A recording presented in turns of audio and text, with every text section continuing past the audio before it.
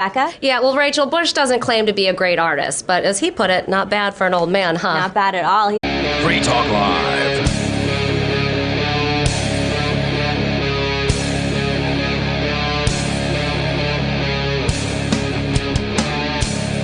It is Free Talk Live. Welcome to the program here. As always, you're invited if you want to join the show. The number is 603-283-6160.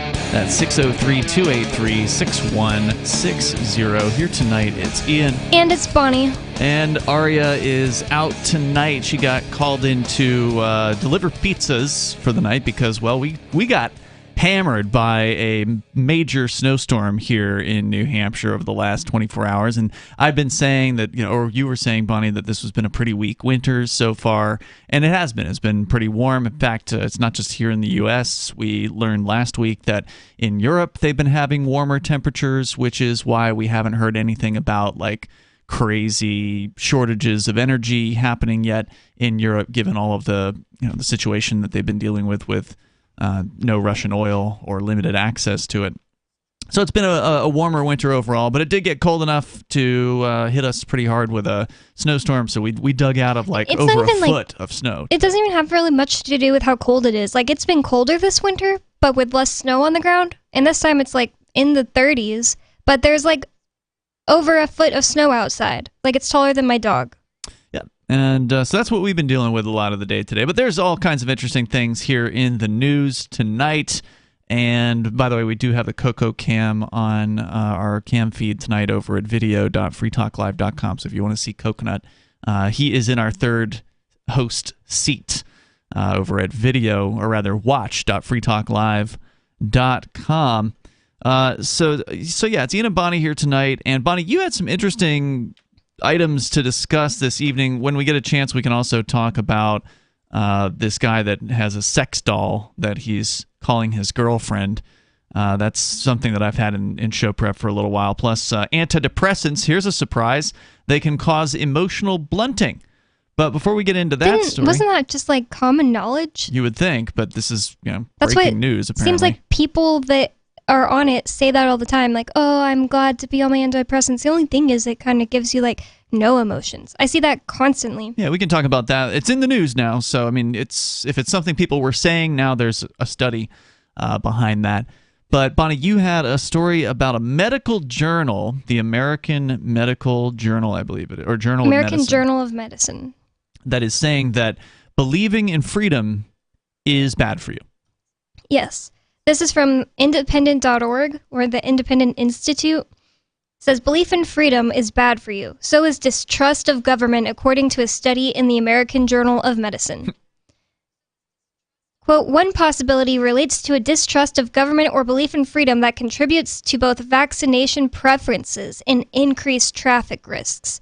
So it's kind of a weird way to just start off the article, but they're saying in the study from the American Journal of Medicine, that's a quote from it, and they're saying that they tested 11,270,763 individuals. 16% had not received a COVID vaccine, and 84% had received a COVID vaccine. The cohort accounted for the cohort of scientists. No, that would be the cohort of the people they included in the study. Oh, the cohort accounted for, okay, so the people who had not, 6,682 traffic crashes. Unvaccinated, what's the cohort? The cohort would, I believe, be the 11 million people. So all of them accounted for 6,682 traffic crashes. Unvaccinated individuals accounted for 1,682 traffic crashes, which is 25%, equal to a 72% increased relative risk compared with those vaccinated. Why in the world would they even consider looking at whether or not somebody was vaccinated in regards to a traffic crash? They're trying to say that because those people who didn't get vaccinated likely don't trust the government, that means that they are more risky when driving. It says, quote, these data suggest that COVID vaccine hesitancy is associated with significant increased risks of traffic crash. the authors contend, that does not betoken a strong case. I don't know. This article is kind of crappy. I mean, it doesn't really seem significant to me. I mean, if we're talking about, they're saying that 16% of the 11 million people had not taken the vaccine, but 25% of 25% of the traffic crashes were associated with the unvaccinated individuals. I mean, that doesn't seem like 25% a huge increase. 25% of the crashes were unvaccinated, but only 16% of the whole 11 million were the unvaccinated people. Mm-hmm. So they're saying that they accounted for more crashes than they should have. Apparently, 72% increased relative risk. This sounds so familiar. I feel like there was some sort of story like this back. I realize this is a new story. It came out this month at the Independent Institute, which their website is down. Yeah. No, it came out on January 12th, according to this. But I remember hearing something very similar to this back in like 2020 when we were doing, basically all COVID-related coverage. They've been trying to suggest this, I think, for a little while. Is there anything else that you thought was worth sharing here? Well, the rest of this article is them going into like why somebody might be vaccine hesitant. They're saying the scientists on this didn't consider why somebody might be distrustful of the government or distrustful of the vaccine. And they're going into why. We already know why. So I don't think anything is really more interesting than that. It's just that they're trying to say that if you don't trust the government, you might be more, less risk adverse and therefore at risk, and it's bad for you. That's what they concluded by saying that people who aren't vaccinated get in more traffic accidents. Well, I mean, I don't really understand the point of the study. Are they trying to scare people who are risk averse, or rather less risk averse, into becoming more concerned about risk? Like that they should follow what the government says? Are they trying to change people who are already against the government into people who are for the government simply because they're supposed to be worried that they might get in a traffic accident? I think the idea more would be those people who did follow the law, or not follow the law, follow the government science and get vaccinated. They're supposed to look at the other people like, wow, those people are a danger on the road too. They're a danger to us because they don't follow the rules. Okay, so this is kind of like patting those people on the back. Like, oh, you're a good little citizen. You are safer. See, here's the statistic showing that you're a safer person than these dangerous people over here. Yeah, I think the implication is trying to be like, because when I first heard about this, I thought they were saying just like, you'll be driving and you'll just die of COVID or something like that. But now I think that they're trying to say people who didn't get vaccinated, they just blow through red lights. They just speed everywhere they go, Did you see the story? This, I guess, is kind of related to this, Bonnie, that the World Economic Forum, of course, their meeting was happening last week. And I don't know how true this is. It could be one of those total fake news stories or whatever, but it was interesting nonetheless. The claim was that the World Economic Forum was insisting that the pilots who were bringing in their speakers and bringing in the elites, that the pilots be unvaccinated. Unvaccinated? Mm-hmm. No, I didn't see that. Yeah, even though everyone that then they would be more risky and get into more traffic accidents in the sky, right? Well, but at the same time, they wouldn't have an increased risk of having a heart attack while they were flying the plane. So again, I don't know if that's true. I don't know how they would find that information out, because I doubt that the World Economic Forum was going to announce that publicly, that was their policy, considering that they were requiring vaccinations.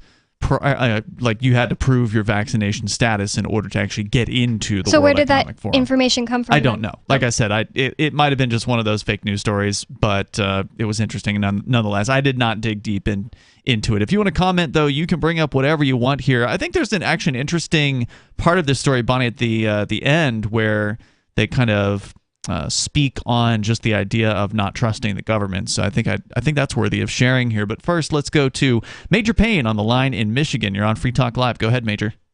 Hey, Ian. Yeah. Well, in order to compile statistics, you got to deal on data that's at least a year or two old, right? So this goes back to the beginning of the pandemic. Well, of course, you know me, I don't trust the government. I flip the bird every time I can. Mm-hmm. And I didn't take the jab, but I was one of those, what do they call them, essential workers, mandatory, Yep, essential. Mm-hmm. essential workers, yeah.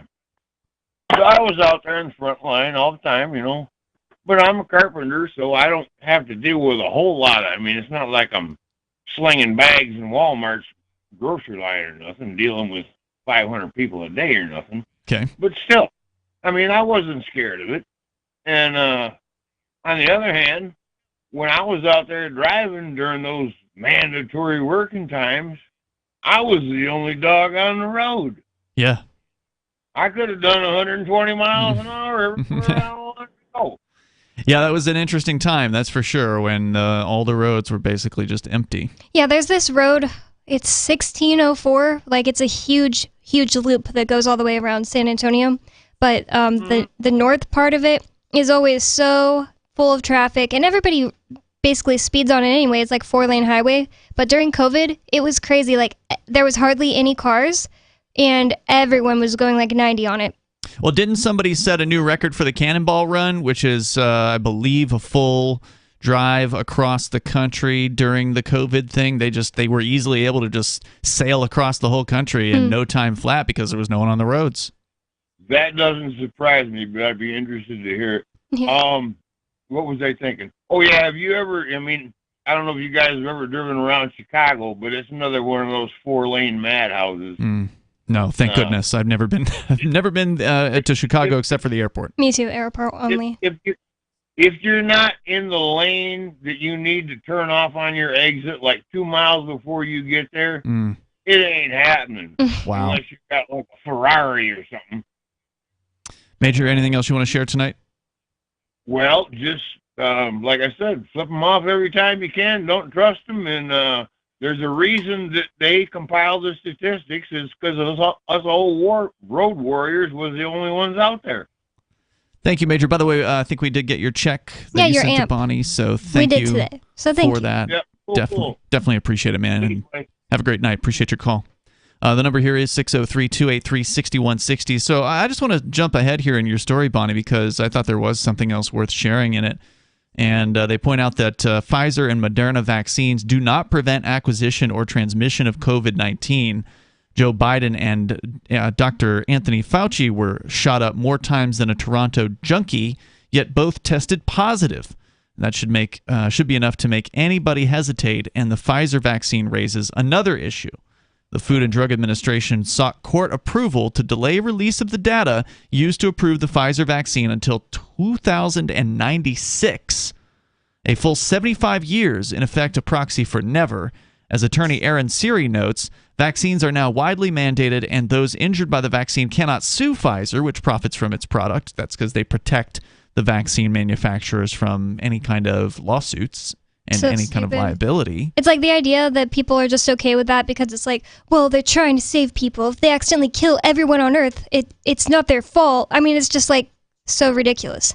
Well, the odds that they're going to kill everyone on Earth are pretty low, but even if they kill 1%, they can't be held accountable for that. They cannot be held to any sort of responsibility for that. Whereas normally when it comes to medicines in the United States, and I'm not saying I support the FDA, I don't think they should exist at all, but normally there's a ridiculous process to get a medication to marketplace, and if it kills a very small percentage or injures a very, very small percentage of people, it's usually not even approvable, or it'll be unapproved. If it is approved and then it starts being shown as being dangerous to people beyond what it was tested at, then they will they'll just reject that. They'll say, okay, well, you can't market this anymore, and they'll pull that off the market. That's not true of these vaccines because there's no liability whatsoever.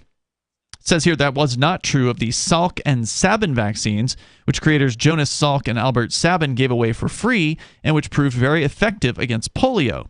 According to It's like when people try to compare the COVID vaccine to things like, when we first came up with polio vaccines, well, so many less people died. Such a different animal. Well, that's because the new vaccines are mRNA, right? Well, not just that. It's like nowadays the things that people get when they're little kids also injure them, and people aren't allowed to question it at all. Like, oh, my baby who's been talking since a normal age got his 2-year-old vaccines. Now he's autistic and nonverbal and acted like he was sick the day he got his vaccines and hasn't been the same since then. Oh, you're not allowed to question that. You're just crazy, you know.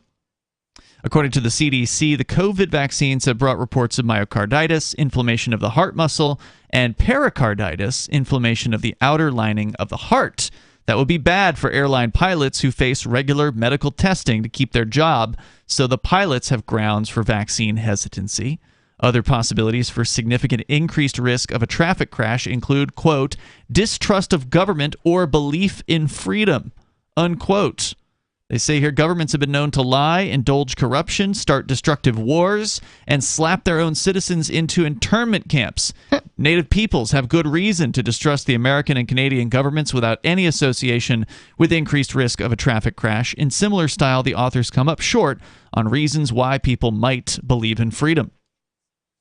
Runaway slaves certainly believed in freedom, otherwise they would have stayed on the plantation.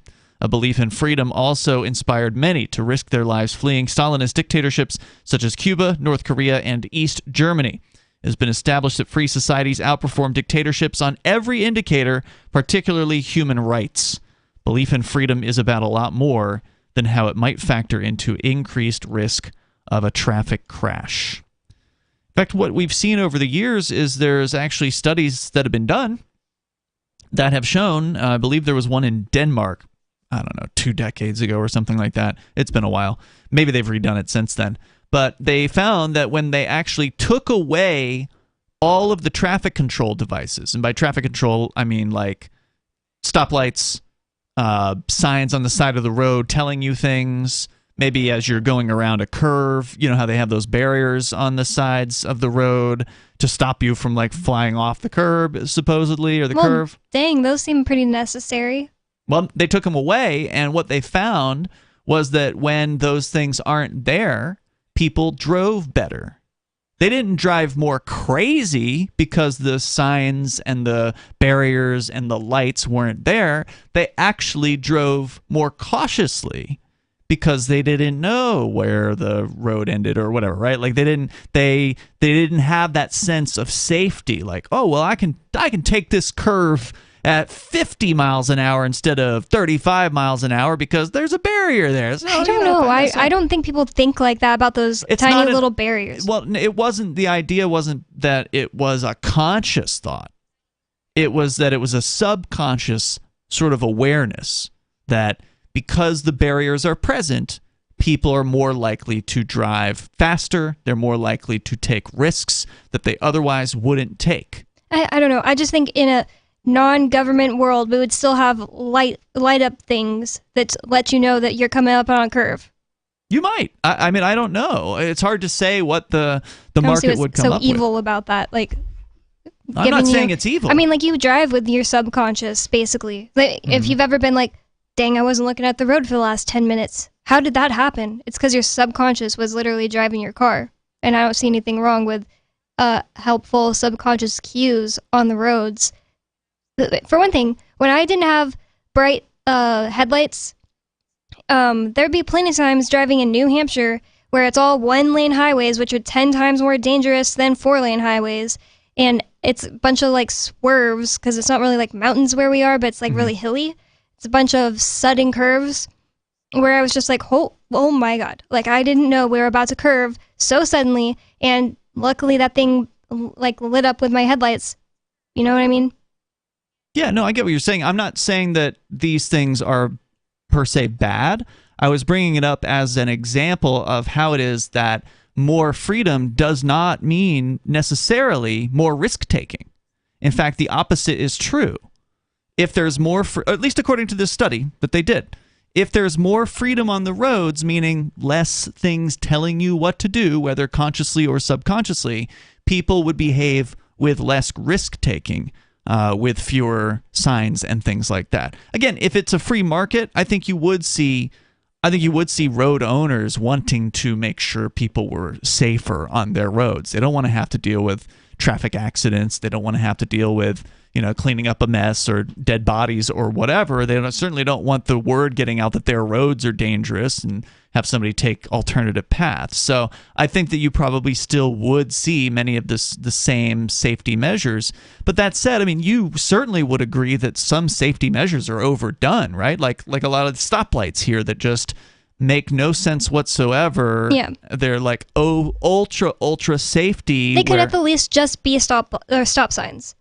There's a lot of cases like that. And there's a lot of cases where stop signs exist where they really shouldn't exist, where maybe you could have a stop sign on, if you've got a four-way intersection and one of the two roads that's intersecting is the busy road, well, you let that road just go, right? And then the road where it's not as busy, then they have a stop sign or a yield sign, right? Like, okay, yield is even better than a stop, because then it's just like, okay, we trust you to pay attention. We trust your eyes and your brain to work, and you can look and you can see there's no trees or no bushes in the way or whatever, presuming that you can actually look down the road to see if there's anyone coming. Or at the very least, just leave it the exact way it is, but don't have road sharks driving around, road pirates driving around. Ticketing people who say, oh, it says to stop, but I'm just going to go because I can see that there's nothing there.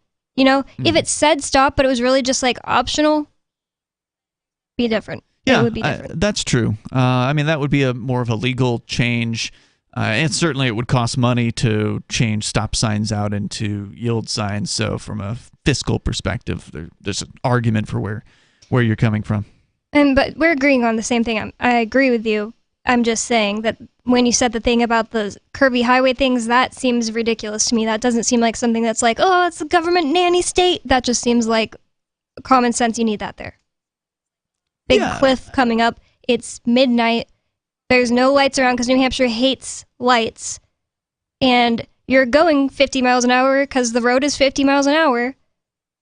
And then suddenly the road just curves. It's pretty useful to have those like arrow I'm not things. saying it's not useful. I'm not making the argument against those things. Okay. I was bringing it up just as an example of to counter what the study is saying. The study is saying that belief in freedom equals greater risk-taking. And that may be true, but it's certainly not true when it comes to driving on the roads.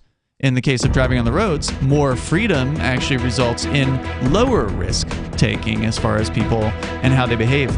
The number here is 603-283-6160. If you want to join the show, the number is 603-283-6160. We're talking about trusting the government, which unfortunately way too many people believe in the government. Even after all of the things that they've done that prove their corruption, they still buy their lies. More coming up. Why did you move to the Shire? I moved here to the Shire because there's other people around who take liberty just as seriously as I do. I moved to the Shire because I saw videos of people challenging authority and thought that I could get support myself. It called to me, like, do this, right now. I wanted to be around people like me who got it, and once I got here, I knew there was nowhere else that I wanted to be. I've always wanted to change the world, so I moved to the Shire to join people who were actually working towards doing the same thing. The people here are awesome, loving, and positive. It was for the adventure and for the feeling of something important is happening here, and I just wanted to come to sort of be part of that. Visit ShireSociety.com to read and sign the Shire Society Declaration and learn the reasons why, if you love liberty, you should immigrate to the Shire. Plus, connect with others via the forum at ShireSociety.com. That's ShireSociety.com. From Feature Story News in Washington, I'm Kate Fisher. The death toll from the mass shooting in Monterey Park in the U.S. state of California has risen to 11 after another victim died from extensive injuries.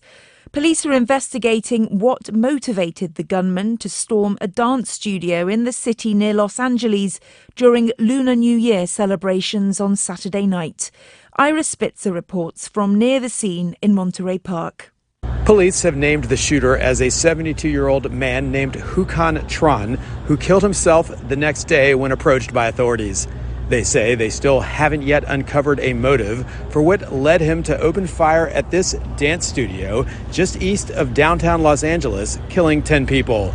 The dance studio is a gathering place for the large Chinese community in this predominantly Asian suburb. Ira Spitzer, Monterey Park, California. The World Health Organization says it needs $2.5 billion to help a record number of people who are facing disease and starvation. Jody Jacobs has more from the United Nations in New York. These are unprecedented times, says the WHO Director General. Nearly 340 million people are now in need of humanitarian assistance globally. Tedros Ghebreyesus reported that the World Health Organization staff are providing assistance for over 50 health crises around the world. 11 of those, he says, are classified as Grade 3, the organization's highest level of emergency. He, together with his team, have urged donors to be generous in their monetary support this year, as he believes more people than ever before face the risk of starvation. 4 members of the far-right group, the Oath Keepers, have been found guilty of seditious conspiracy in the United States. The 4 men were convicted for their involvement in the January 6th riot in 2021 at the U.S. Capitol. Our Washington correspondent, Jagruti Dave, has more. The defendants, Roberto Minuta, Joseph Hackett, David Merschel and Edward Vallejo, were convicted after 3 days of deliberations by a jury here in Washington. They were accused of using force to try and prevent Joe Biden from becoming president by keeping former President Donald Trump in power. The same verdict was handed down to the Oath Keepers leader Stuart Rhodes in an earlier trial.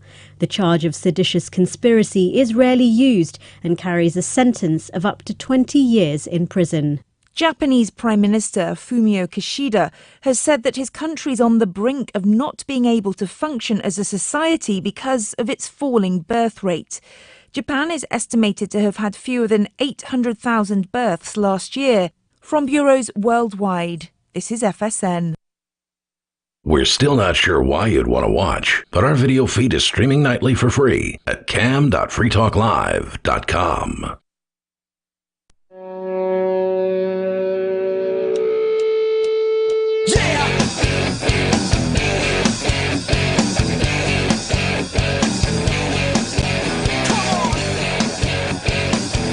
It is Free Talk Live. You can join the show here and you can bring up whatever you want and take control of the airwaves.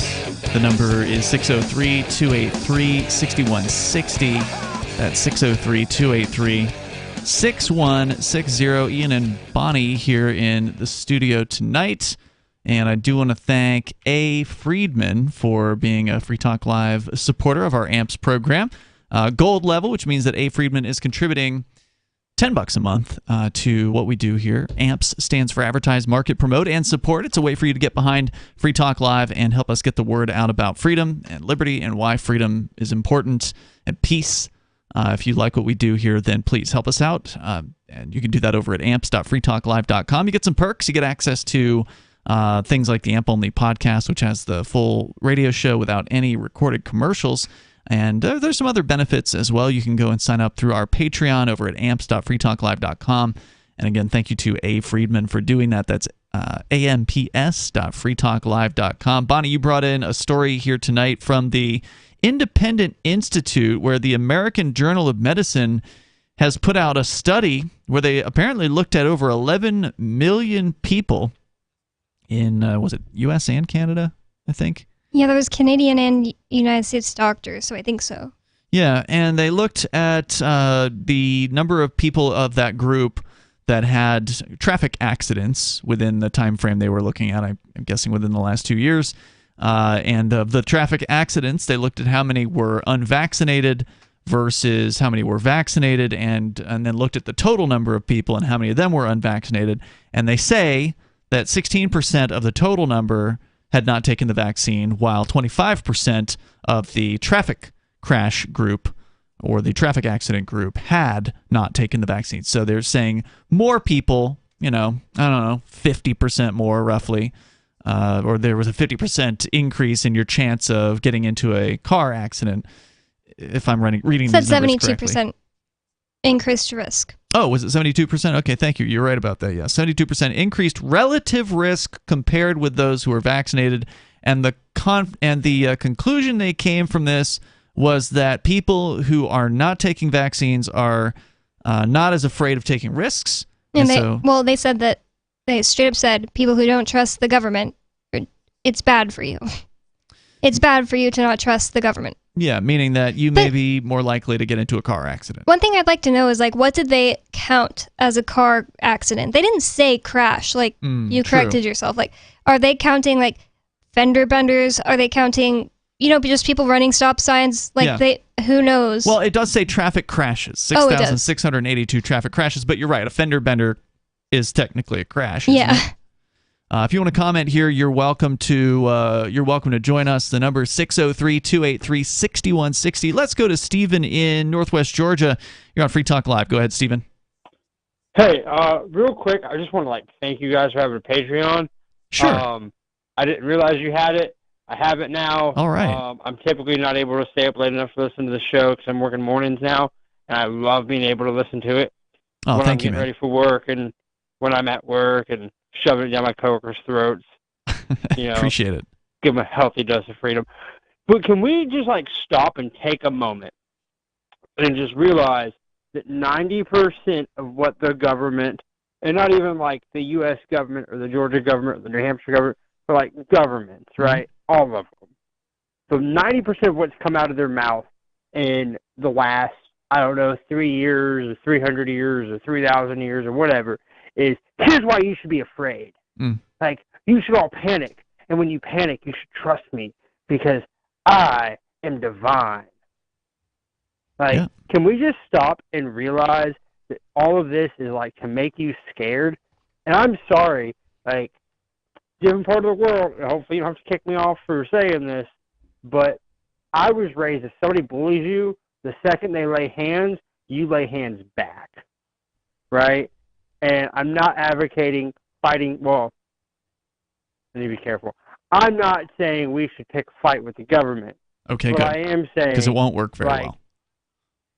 Well, I am saying, I'm the type of person that if a bully's hey, you should wear blue tomorrow, I'm wearing red and green and purple, we, just make their lives harder and also just be happy, right? Don't live your entire life afraid.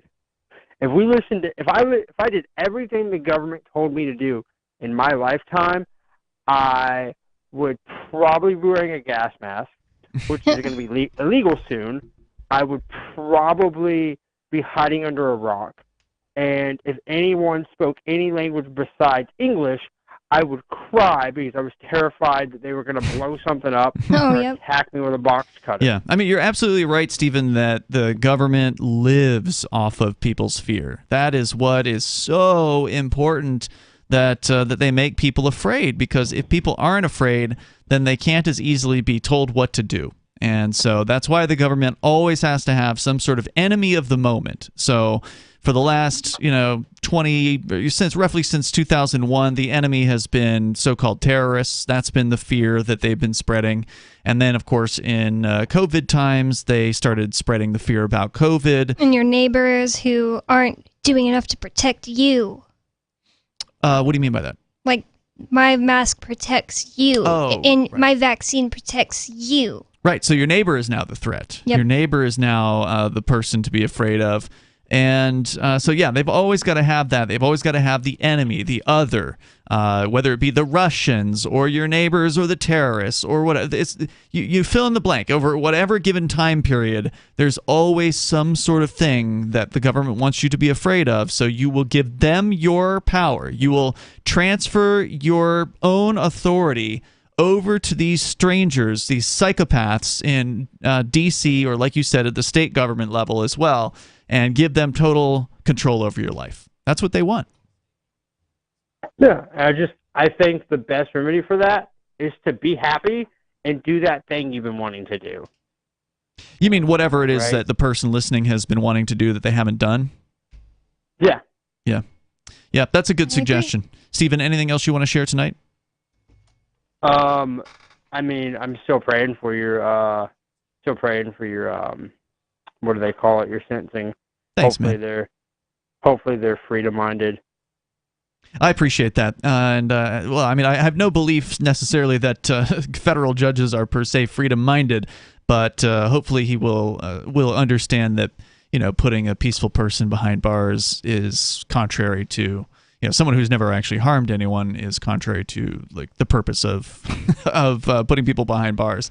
But we've got a lot of great folks who've written letters so far, so thank you to everybody that has done that. If you would like to write the judge on my behalf and explain why you think that I've been helpful to you in your life or to the community, then there's instructions on how to do that. Just go to letters.freetalklive.com. There's an address there that you can send it to as well. That's letters.freetalklive.com. Stephen, thanks for the call tonight, man. I do appreciate hearing from you. Well, and I agree with him that, so when you're a kid and you're taught, I mean, not everyone, but definitely it seems like a lot of people, I don't think that ever happened to me. I just never got bullied, but a lot of people get told, like, if a bully hits you, you hit him back.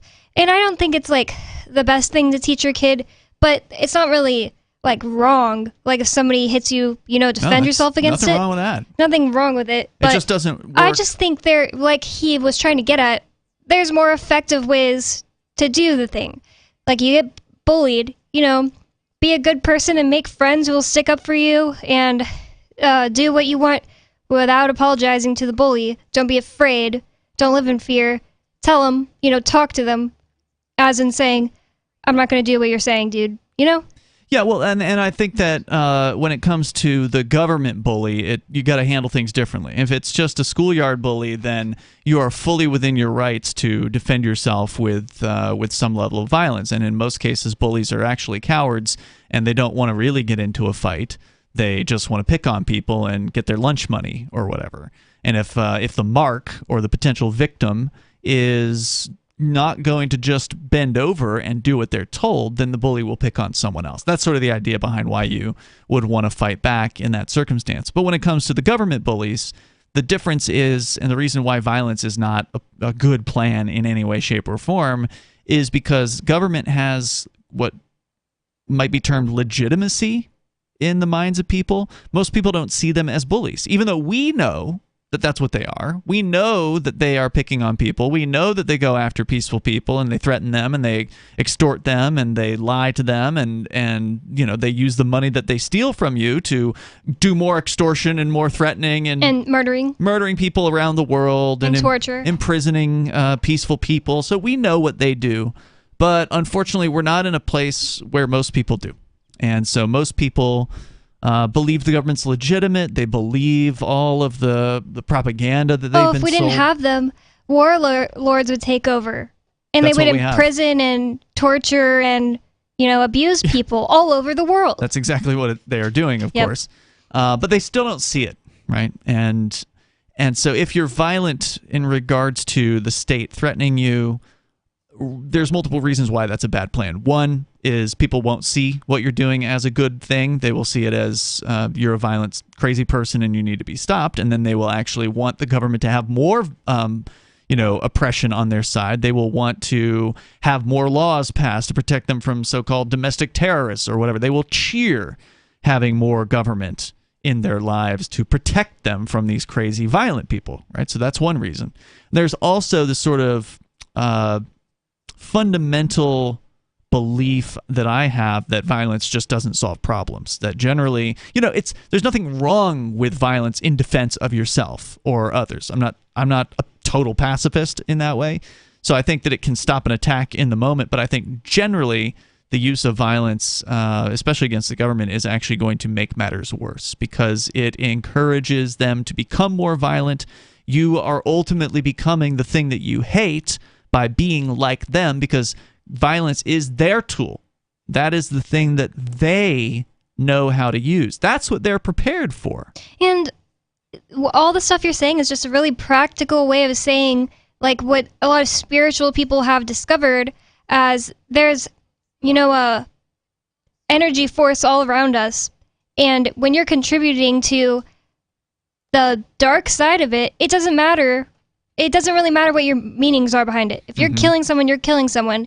If there are people who feed off this dark energy, you're just feeding them. And it's a lot harder and a lot more courageous to find a way to do everything that you do with love and not let them give you their mind. when you take on the mind You become them. of them, you become them, you help them, you feed them. Well, I mean, look at Jesus, for instance, as one of a myriad of examples of leaders in the past who, especially a spiritual leader, who set that example of taking the peaceful path rather than, I mean, he was being persecuted, right? Like he could have gone on some sort of crazy, violent attack or whatever. And but he knew it was coming. He talked about how his days were numbered. Yeah, but he didn't go in that direction, and he showed the peaceful path is the way to go. It doesn't guarantee that you're not going to suffer, right? Like suffering is sort of as Buddha pointed out, that's part of life, right? Like Buddhism believes that suffering is what life is, basically at various different levels. But you don't want to create more suffering in the world by using violence. So I mean, there's so many different examples of this as to why it's just not a good plan. I do like what Stephen was saying, right? Like focus on other things, focus on the things that maybe you haven't done that you want to do, and don't obey. Try not to, because there's a difference between using violence and non-cooperation. And I think a lot of people who are frustrated by the government, they're always like plotting, okay, how can I get back at these, government people, violent plans are going through their mind. And they always, it always seems like they believe that their choices are to either obey or to get violent. Like there's never any kind of middle ground for those people of where you don't obey, but you also don't get violent. And you look at what are the other options for you, and there's actually a lot of them. There are a lot of options for people that are not willing to go to violence, but are also not wanting to do what they're told. And you can really ruin the government's day by throwing a wrench into the system, so to speak, by not obeying their diktats, by spreading the word about how to not obey them. And it doesn't have to be something where you're like on Front Street doing civil disobedience. That's sort of the most visible aspect of not obeying. But you can also just not obey quietly. There are a variety of different ways. People do this in business all the time, where they might not report all of the money that they're making to the federal government or whatever, right? Somebody comes in and pays cash, it goes into their pocket. So I mean, there's ways that people do this that are very, very common.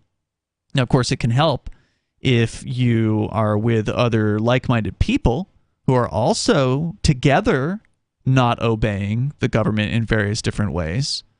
There's not a guarantee that that's going to, again, protect you. They may decide to target you. They may decide to make an example out of you to try to intimidate other people into obedience. And, they are somewhat successful at doing that sometimes. But if you can continue to get more people together, which is what a lot of us are doing here in New Hampshire with the freedom migration, where there are thousands of liberty-minded people who've come here to New Hampshire. And I'm not saying they're all like, civil disobedience people or non-cooperation people. And that's what's cool about it. Like you can find whatever type of, activism you want to do, and you can find a whole bunch of other people doing like the exact type of thing, and you can find the people that agree with you on like this is the best thing we should be spending our energy on, and just hang out with those people and do that thing. And then there's other people who are going to be doing it a different way. Yeah, I think it's a really exciting movement to be a part of. And there was never any kind of libertarian civil disobedience prior to New Hampshire. I'd never heard of anything like that happening anywhere. And non-cooperation is another option. Who was I talking to the other day that they got a parking ticket? It was Richie. Richie, our Sunday night show host. He got one of those overnight parking tickets where in the wintertime in New Hampshire, if you are parked on the street in Manchester, the big quote-unquote big city here, if you're on one side of the street on like odd nights and then the other side of the street on even nights or something like that. I don't live in Manchester, so I don't know the exact rules, but it's something like that. You can be on the street, you just have to be on the correct side of the street or you will get a ticket. And so he was on the wrong side of the street because his landlord had threatened him over parking in that spot, so he moved because of his landlord apparently. And then he got a ticket from the city. Is he going to defend himself? Yeah, he's going to try to take it to court. He's gone into the City Hall and he's asked for his court date, and like the City Hall people didn't even know what to do. Yeah, I bet no one has ever done that. Right. Right. And that's part of the problem, is that not enough people are doing non-cooperation. So that's not civil disobedience. He didn't park there on purpose. He didn't announce in advance publicly that he was going to park on the wrong side of the street overnight as a protest against the snowplows. He's not against snowplows. He's not against clearing the street of snow. It's just that in this particular case, there was no snow. There was no, ice or anything like that. It was one of those nights where cops are writing tickets to people just because it's revenue, and they know that most people are just going to pay it and not pay it. Not put up any type of a fight, like take the town or city's resources by going to trial. Exactly. Making them actually work for once. Yeah, and so these are little ways that the average person could make a difference. And the way that makes a difference is if you're more than just one person, if you are in a place where more than one person is doing things like this, then you become a pain in the butt for the county prosecutor or the city prosecutor or whatever. And it's like, do we really want to spend an hour in court trying to convict somebody so we can get a $50 parking ticket? Yeah, they might just throw it out because they don't want to do that. Good chance of it. Which We've seen that happen. Wouldn't even be like the best outcome. I think the best outcome is I really hope they give him a trial, because I've heard some of his stories about when he's defended himself, I think in Hawaii, before we met him, and it's going to be really entertaining. I agree with that, and that's what I told him. I said I want to know what's going on with this case. I want to know when the court dates are. And not just entertaining, but it can be put on the internet and show other people, look, this can be done, and that's right.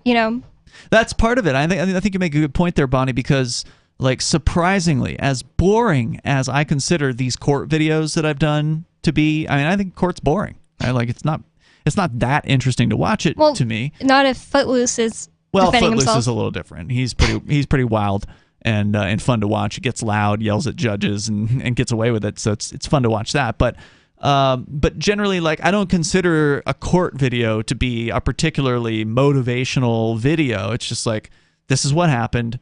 Here it is for anybody that does want to see. And as it turns out, a lot of people do want to see these court videos. Some of the most popular videos on the Free Keene channel on YouTube, and I can't say on Odyssey because Odyssey it hasn't been around as long and it doesn't have as many viewers. But the history is that some of the most watched videos are court videos. And that's because if somebody has a speeding ticket or something real routine like that, a parking ticket or a speeding ticket, common stuff. People get these things all over the place. But there's not a lot of video out there of people going to court on a speeding ticket or people going to court on a parking ticket. But we have those videos. So anybody that's looking for a video of, or just searching for speeding ticket court or whatever, is probably going to find our videos. And then they will actually get to see, like you're saying, someone going through the process. It's an educational experience for those people that are watching. It's not just for the people that are sitting in the court. It's obviously educational for them if they happen to be in the courtroom at that time. Of course, they always schedule things to where there's no one else in the courtroom except the Free Staters or the And then we Liberty go activists. last. And that has happened too. Although, to be fair, in Keene, they actually have scheduled our hearings sometimes before anyone else, which has never made any sense to me. But they have done that. And so, setting that example is a really important thing to encourage other people to hey, look, we've done this and you can do this too. And maybe I'm a weirdo. I enjoy, reading bills and going to weird. court and going to hearings about bills. But I do find it inspiring. I think that it's really cool to watch videos of people going to court and just standing up for themselves, even if they lose. It's just dang, you're the man anytime someone does that. Well, and even if you quote unquote or lose, woman. It doesn't have to be a loss. It doesn't have to be that you pay them. You can refuse to pay the fine. I've never paid a fine in New Hampshire. Of all of the things I've ever been found guilty of, I've done community service.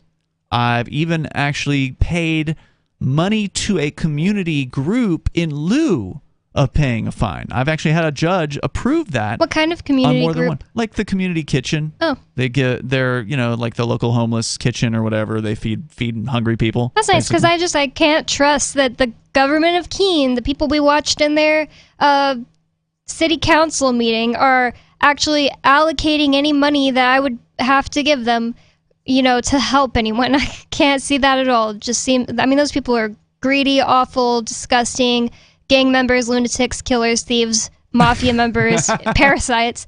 Well, the good news is the money that the courts collect don't go to the city government. I mean, there's not much good news there, but it goes to the general fund, I believe, which goes to the state. Either way, putting it directly to a soup kitchen or something like that is a better option. Yeah, I really, I was surprised. I don't even remember how I came up with that particular idea. Was it Judge Burke? It was Burke, yeah, back in the day. I don't even remember how I came up with that idea. It was just like, hey, look, I'm not going to pay this, so how about I pay it to the local food kitchen rather than paying it to the court. And it kind of puts the court in an interesting predicament, because if the court denies the motion, it makes it look like the court doesn't care about the community. Right. Right? And I believe it was denied at one point. I don't remember by which judge. So it's not a guarantee that it will always work, but it doesn't hurt to ask. And so that's one thing that I've done. And then, of course, if you can't get a payment in lieu of a fine, then you can just work community service. So there's always another option rather than... Or go to jail for the night. Yep, that's another option. Which does mean you still lose, but... You're always going to lose whenever you're up against the government. I mean, because even if you quote-unquote win, you still lost your time. But at least record it and put it on the internet, because you can win hearts and minds. That's true. Hour number 2 is on the way. You can join the show and bring up whatever you want. The number is 603-283-6160. This is Free Talk Live. More coming up.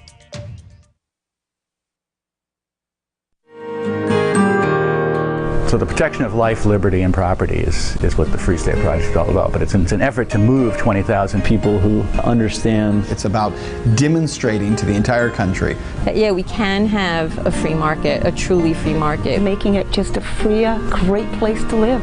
It's the world's largest voluntarist libertarian community, and it's only getting bigger. That's amazing, to be able to move to a place where other people passionately believe in being free and independent. What the Free State Project is managing to do, though, is to put their money where their mouth is. It's physically getting up across the country and saying, let's go someplace and let's demonstrate the power of these ideas. There's a lot of kind of philosophy that surrounds liberty. There's a lot of thinking about it and talking about it. But here in New Hampshire, people are doing it. 101 Reasons Liberty Lives in New Hampshire, a documentary by Free State Project Early Movers. Watch it free at 101reasonsfilm.com. 101reasonsfilm.com. There are basically two types of advertising: direct response and branding. Radio's great for direct response with its low cost to listener ratio, but audio can't be beat for branding, which is a longer term endeavor. You want to be the first thing that someone thinks of when they think about your product or service. If you have a local business that you want kept top of mind in your community, call the station. If you need national reach, Free Talk Live's got around 200 radio stations, millions of monthly listening sessions, can suit all budgets, and if we don't think we're right for you, we'll tell you. Email me, mark@freetalklive.com. Tired of cancel culture? Sick of mega tech corporations holding an axe over your head? Join the LRN.FM Matrix chat server. It's self-hosted, so no one else can tell us what to do or say. Don't like the existing channels? You can make your own. You can even connect into some of our channels from other Matrix servers. It's federated. For the full LRN.FM Matrix experience, though, you should join our server via the step-by-step instructions at chat.lrn.fm. Chat.lrn.fm. You're listening to the live edition of Free Talk Live. Hour number 2 is next, after the news, here on the Liberty Radio Network at LRN.FM. From Feature Story News in Washington, I'm Kate Fisher. The death toll from the mass shooting in Monterey Park in the U.S. state of California has risen to 11 after another victim died from extensive injuries. Police are investigating what motivated the gunman to storm a dance studio in the city near Los Angeles during Lunar New Year celebrations on Saturday night. Ira Spitzer reports from near the scene in Monterey Park. Police have named the shooter as a 72-year-old man named Hukhan Tran, who killed himself the next day when approached by authorities. They say they still haven't yet uncovered a motive for what led him to open fire at this dance studio just east of downtown Los Angeles, killing 10 people. The dance studio is a gathering place for the large Chinese community in this predominantly Asian suburb. Ira Spitzer, Monterey Park, California. The World Health Organization says it needs $2.5 billion to help a record number of people who are facing disease and starvation. Jody Jacobs has more from the United Nations in New York. These are unprecedented times, says the WHO Director General. Nearly 340 million people are now in need of humanitarian assistance globally. Tedros Ghebreyesus reported that the World Health Organization staff are providing assistance for over 50 health crises around the world. 11 of those, he says, are classified as Grade 3, the organization's highest level of emergency. He, together with his team, have urged donors to be generous in their monetary support this year, as he believes more people than ever before face the risk of starvation. 4 members of the far-right group, the Oath Keepers, have been found guilty of seditious conspiracy in the United States. The 4 men were convicted for their involvement in the January 6th riot in 2021 at the U.S. Capitol. Our Washington correspondent, Jagruti Dave, has more. The defendants, Roberto Minuta, Joseph Hackett, David Merschel and Edward Vallejo, were convicted after 3 days of deliberations by a jury here in Washington. They were accused of using force to try and prevent Joe Biden from becoming president by keeping former President Donald Trump in power. The same verdict was handed down to the Oath Keepers leader Stuart Rhodes in an earlier trial. The charge of seditious conspiracy is rarely used and carries a sentence of up to 20 years in prison. Japanese Prime Minister Fumio Kishida has said that his country's on the brink of not being able to function as a society because of its falling birth rate. Japan is estimated to have had fewer than 800,000 births last year. From bureaus worldwide, this is FSN. With FSN Spotlight, I'm Simon Marks, looking in more depth today at the World Economic Forum in Davos and questions about whether, as an influential event, it's past its sell-by date. Last week, the world's captains of industry and finance made their annual trek to the Alpine ski town to meet some world leaders, but notably not all. The price for commercial organisations to attend this year soared from $50,000 a ticket to $250,000. There were 1 or 2 people who felt that this was ridiculous profit gouging. Also, some who complained it was being used as a tool to select people whose voices would be milder mannered than others. Lord Mark Malloch Brown was there. He's the president of the Open Society Foundations, which funds independent groups working to advance justice, democracy and human rights. Does he think Davos still serves a purpose? Well, I think for a while it was, quite a legitimate platform for announcements in the great era of globalization. That legitimacy has gone. What remains is a really still useful networking place where you can test ideas, hear interesting new ideas, but above all, meet dozens of people who it would take months of travel to meet. But it is a long way to go and a lot of money to spend to achieve that, especially with a global recession looming. With FSN Spotlight, I'm Simon Marks. Our main news again. The death toll from the mass shooting in Monterey Park in the US state of California has risen to 11. The World Health Organization says it needs $2.5 billion to help a record number of people who are facing disease and starvation. And 4 members of the far-right group, the Oath Keepers, have been found guilty of seditious conspiracy in the US. And that's the latest feature story news. Kate Fisher reporting. It's the Onion Radio News. A crazy man announces plans to stand in a doorway and yell at cars. This is Doyle Redland reporting. Dennis Fife, an Alhambra, California crazy man, held a press conference today to announce his intention to stand in the doorway of the office building at 2600 Kenilworth Avenue and yell at cars all day. At approximately 9:30 a.m. on the day in question, shortly after I finish lunging at dogs, I will proceed to the front steps of the Simmons building and yell loudly for 9 hours. The screaming will be broken by a 15-minute fit of rigid catatonia, most likely in the late afternoon. Among the topics Fife plans to address during his 9-hour rant: the ace of diamonds, bookshelves, the man trying to kill him, plastic bags in trees, Trapper John MD, and papers everywhere. Doyle Redland for the Onion Radio News, online at theonion.com. This is the Onion News Network. You can help spread the ideas of liberty with our Patreon for just $5 per month at amps.freetalklive.com.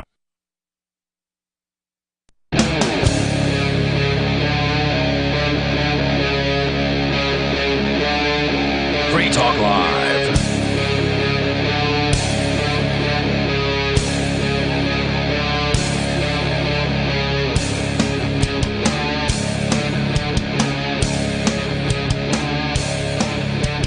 It is Free Talk Live. We are kicking off the second hour of the show. You can join us here. The number is 603-283-6160. That's 603-283-6160. Ian and Bonnie here in the studio tonight. The phones are open. As always, you can bring up anything you want to discuss. That's why we call the show Free Talk Live. We were talking about this medical so-called journal that is claiming that belief in freedom is dangerous. And we can continue that discussion here, but we actually have Joe on the line in Maryland. You're on Free Talk Live. Go ahead, Joe. Yeah, hi, Ian. Hi, Bonnie. Hi. What's on your mind tonight? Yeah, say I'm highly upset. I'm sorry to hear that. What's his name? Schwab, Warner, whatever the heck his name is. Let's go real quick. He said what China did was good, what they did to their people and stuff like that, caging them up like animals. Wow, who's that guy? Who said this? Isn't it Schwab, Warner from the World Economic Klaus Schwab? Klaus Schwab? Yeah, that's it. Carl Schwab. Wow. Klaus, I believe is his name. Klaus. I'm being facetious.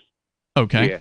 So did he say this recently? Was this at their hearings or their conference that they had last week? Yeah.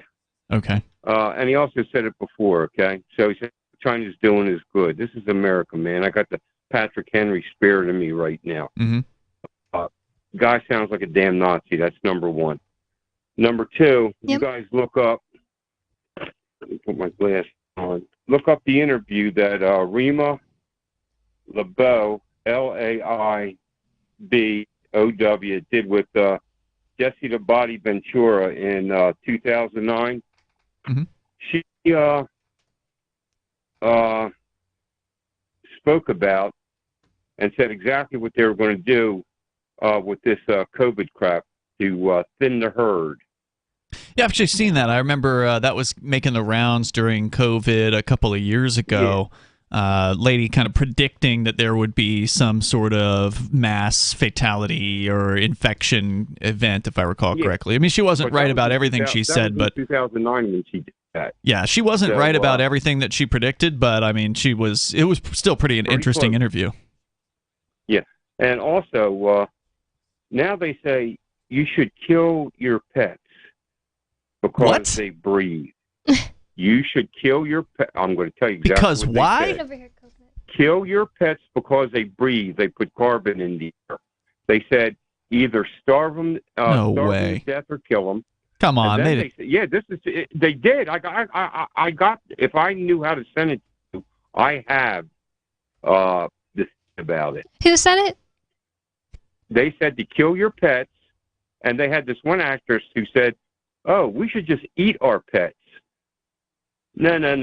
This is where I go campaigning against everybody. They all ought to be all thrown out. All right, I do want to see this one because obviously, the so-called fact checkers are saying this one isn't true. Of course, they're always going to say those things, so it makes me wonder what was I saw the video actually said. Okay. Yeah, but who was in the video? They said to kill your pets, let them starve to death. I think he's saying it was the World Economic Forum. One actor said you should eat the pets. I don't make these things up. Mm-hmm. Yeah. It's a fact. It says here was a News Punch article linking to a September 27th CNN piece on reducing the carbon footprint of pet ownership that makes no mention of killing animals. So yeah, if you want to send it over, we're happy to take a look at it. You can send an email if you want. If I knew how to do it, I'll have to call somebody I know to send it to you. Okay. It's Ian at Free Talk Live. Would they send that to? Ian at freetalklive.com. Ian at freetalklive.com. Yeah, and I'm not kidding around either. They really said this, and, you know, they all ought to be thrown out. Let's talk about the Terry stop. That law ought to be thrown out. I'm going to tell you why. A Terry stop, you have to explain what that is.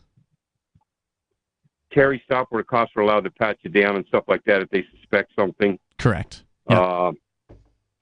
Frank McConnell, 36-year ban, saw 4 guys in Cleveland casing a jewelry store and stuff like that. And he said, I thought they were going to rob it, so I, patted them down, all that stuff, found the guns, locked them up. And what do you call it? It was found legal in the Supreme Court when it went there. Judge Earl Warner, he, wrote the majority opinion. Well, he should have disqualified himself from that, because earlier his brother was a police officer, and he was killed in the line of duty. And, you know, I hope he goes to heaven. His brother went to heaven and everything like that and stuff like that. But he was tilted to the side of, you know, search these guys. You got to do it because somebody else is going to get killed and stuff like that. This stuff, the Supreme Court needs to interpret the laws properly. Executive branch of the government ought to be saying, oh, we're not ruled by the World Economic Foundation, because that's what they're trying to do with all these social credits and controlling our money and controlling us like animals with this crap. You can't go 20 minutes away from your house a certain amount of time and stuff like that. They're already adopting that in Scotland and in England. And the legislative branch got to say, let's pass some laws that are really in tune with the Constitution and not being run under the UN direction or the World Economic Foundation direction. I don't believe that laws are the best way. Yeah. I just don't think that laws are the best way to counteract people who want to impose laws on you. I think the only laws that are legitimate are natural law, and humans writing them down are just being redundant. Well, we know the government doesn't follow their own laws anyway, so even if they did pass some law, it wouldn't be enforced because they would have to enforce it upon themselves. I'm not saying pass law. I'm saying do what's right. Well, doing what's right would mean shutting down the federal government. I mean, then they're not going to do that either. I just think that we need to do what's right. Human beings need to do what is right at all times. And exactly. That means doing it for themselves, not hoping that the government is going to just suddenly have a change of heart and stop being reptilian freaks who get off on death and violence. They're just not going to stop. Well, I agree with you 100%. And you know what? I'm really mad. You know what? I'm going to move up to New Hampshire. I hope you do. Anyone who really loves liberty ought to consider it. And Joe, thanks for the call tonight. I do appreciate hearing from you. Keep up the good work. Thank you, man. And keep up the good work, Bonnie. God bless you all, and you're always in my prayers. I appreciate it. You know, the thing is that's frustrating about the sort of anti-World Economic Forum side is they do tell lies. There are misinformation sort of stories that are being put out there. And I'll give one example that I came across the other day, and I wish I had the actual link to it. I didn't bookmark it, but it was like, I can't believe he said this, was what one of the, you know, the posts that was made on social media about this. And it was like a clip from the World Economic Forum where they were interviewing Albert Bourla, who is the head of Pfizer. And remember, we played not really an interview, but we played a sort of an ambush interview of him with the folks from Rebel News. And he just wouldn't answer any questions. Yeah, he wasn't answering questions. He did sort of try to blow him off a couple of times. He did answer, like, go away or that kind of thing. But he didn't actually give them any sort of meaningful answers to his questions. But they, you know, of course, he was at the World Economic Forum. They put him up on a stage. He was being interviewed. And there was a clip where it made it sound like Bourla was saying that they are trying to kill off 50% of the world's population. But what actually, the real clip, and thankfully Twitter has this community notes thing where somebody who makes a claim can actually be countered. Add context, Yeah, it can be countered. And in the community notes, it says, here's a link to the unedited video. And I clicked the link to the unedited video, and he didn't say that they're trying to kill off 50% of the world's population. He said something about 50% of, I don't know, it was a longer statement, and they cut like 3 words out, and they made it sound like he said this thing. And, you know, I know about editing video. I didn't catch it. Wow. It was so well edited. I could not detect when I watched it through the first time that it had been an edited video. But to be fair, it's probably not the actual people who are out there who are against the World Economic Forum who are putting out stuff like that. It's like, you know, controlled opposition people. Yeah, people, they may be doing it themselves. Yeah, they just make a Twitter account and they say, oh, I can't believe that they said this, and then they put that out. And then, you know, people look into it and they see that it's fake, and now they don't know what to believe. They're like, how do I even know that Klaus Schwab actually said that blah, blah, blah, when he actually did say, you know, something else bad? Yeah, and I think you may be right about that. It could very well be that they... be a smart thing for them to do. They themselves are putting out their own fake news about themselves, so therefore it makes it seem like all of the claims about the World Economic Forum should be questioned, or all of the counterclaims about them. And the reality is the things they are planning are so bad on their own, they shouldn't need to be embellished. Yeah. You should just be able to put what they're saying out there. And in many cases, that is happening. Okay, I don't want to make it sound like that doesn't exist. It does. I can't believe that they actually just came out with that stuff about 2030. Like, you'll own that thing and you'll be happy. That's real. And that's really what they said. 100% real. It was their like campaign. It was what they were like, this is what we want the people to see from us. And it was so just horrible. Yeah, very dystopian, very scary stuff. Anti-property rights, basically. You'll just essentially be a serf. But yeah, you'll have everything you need, is the idea. And that came out years ago. Own something. You just need to pay someone else to show up with your food. You don't need to own a car to go get your own food. You just need to stay in your apartment in, you know, mega city while somebody else brings you food, or a robot brings you your food or whatever. Yeah. And that was a few years ago, several years ago, that they came out with that. That wasn't even during COVID. I think it was like 2016 that particular article or video came out. So again, I mean, I haven't seen the claims on the World Economic Forum claiming that they want to slaughter millions of dogs.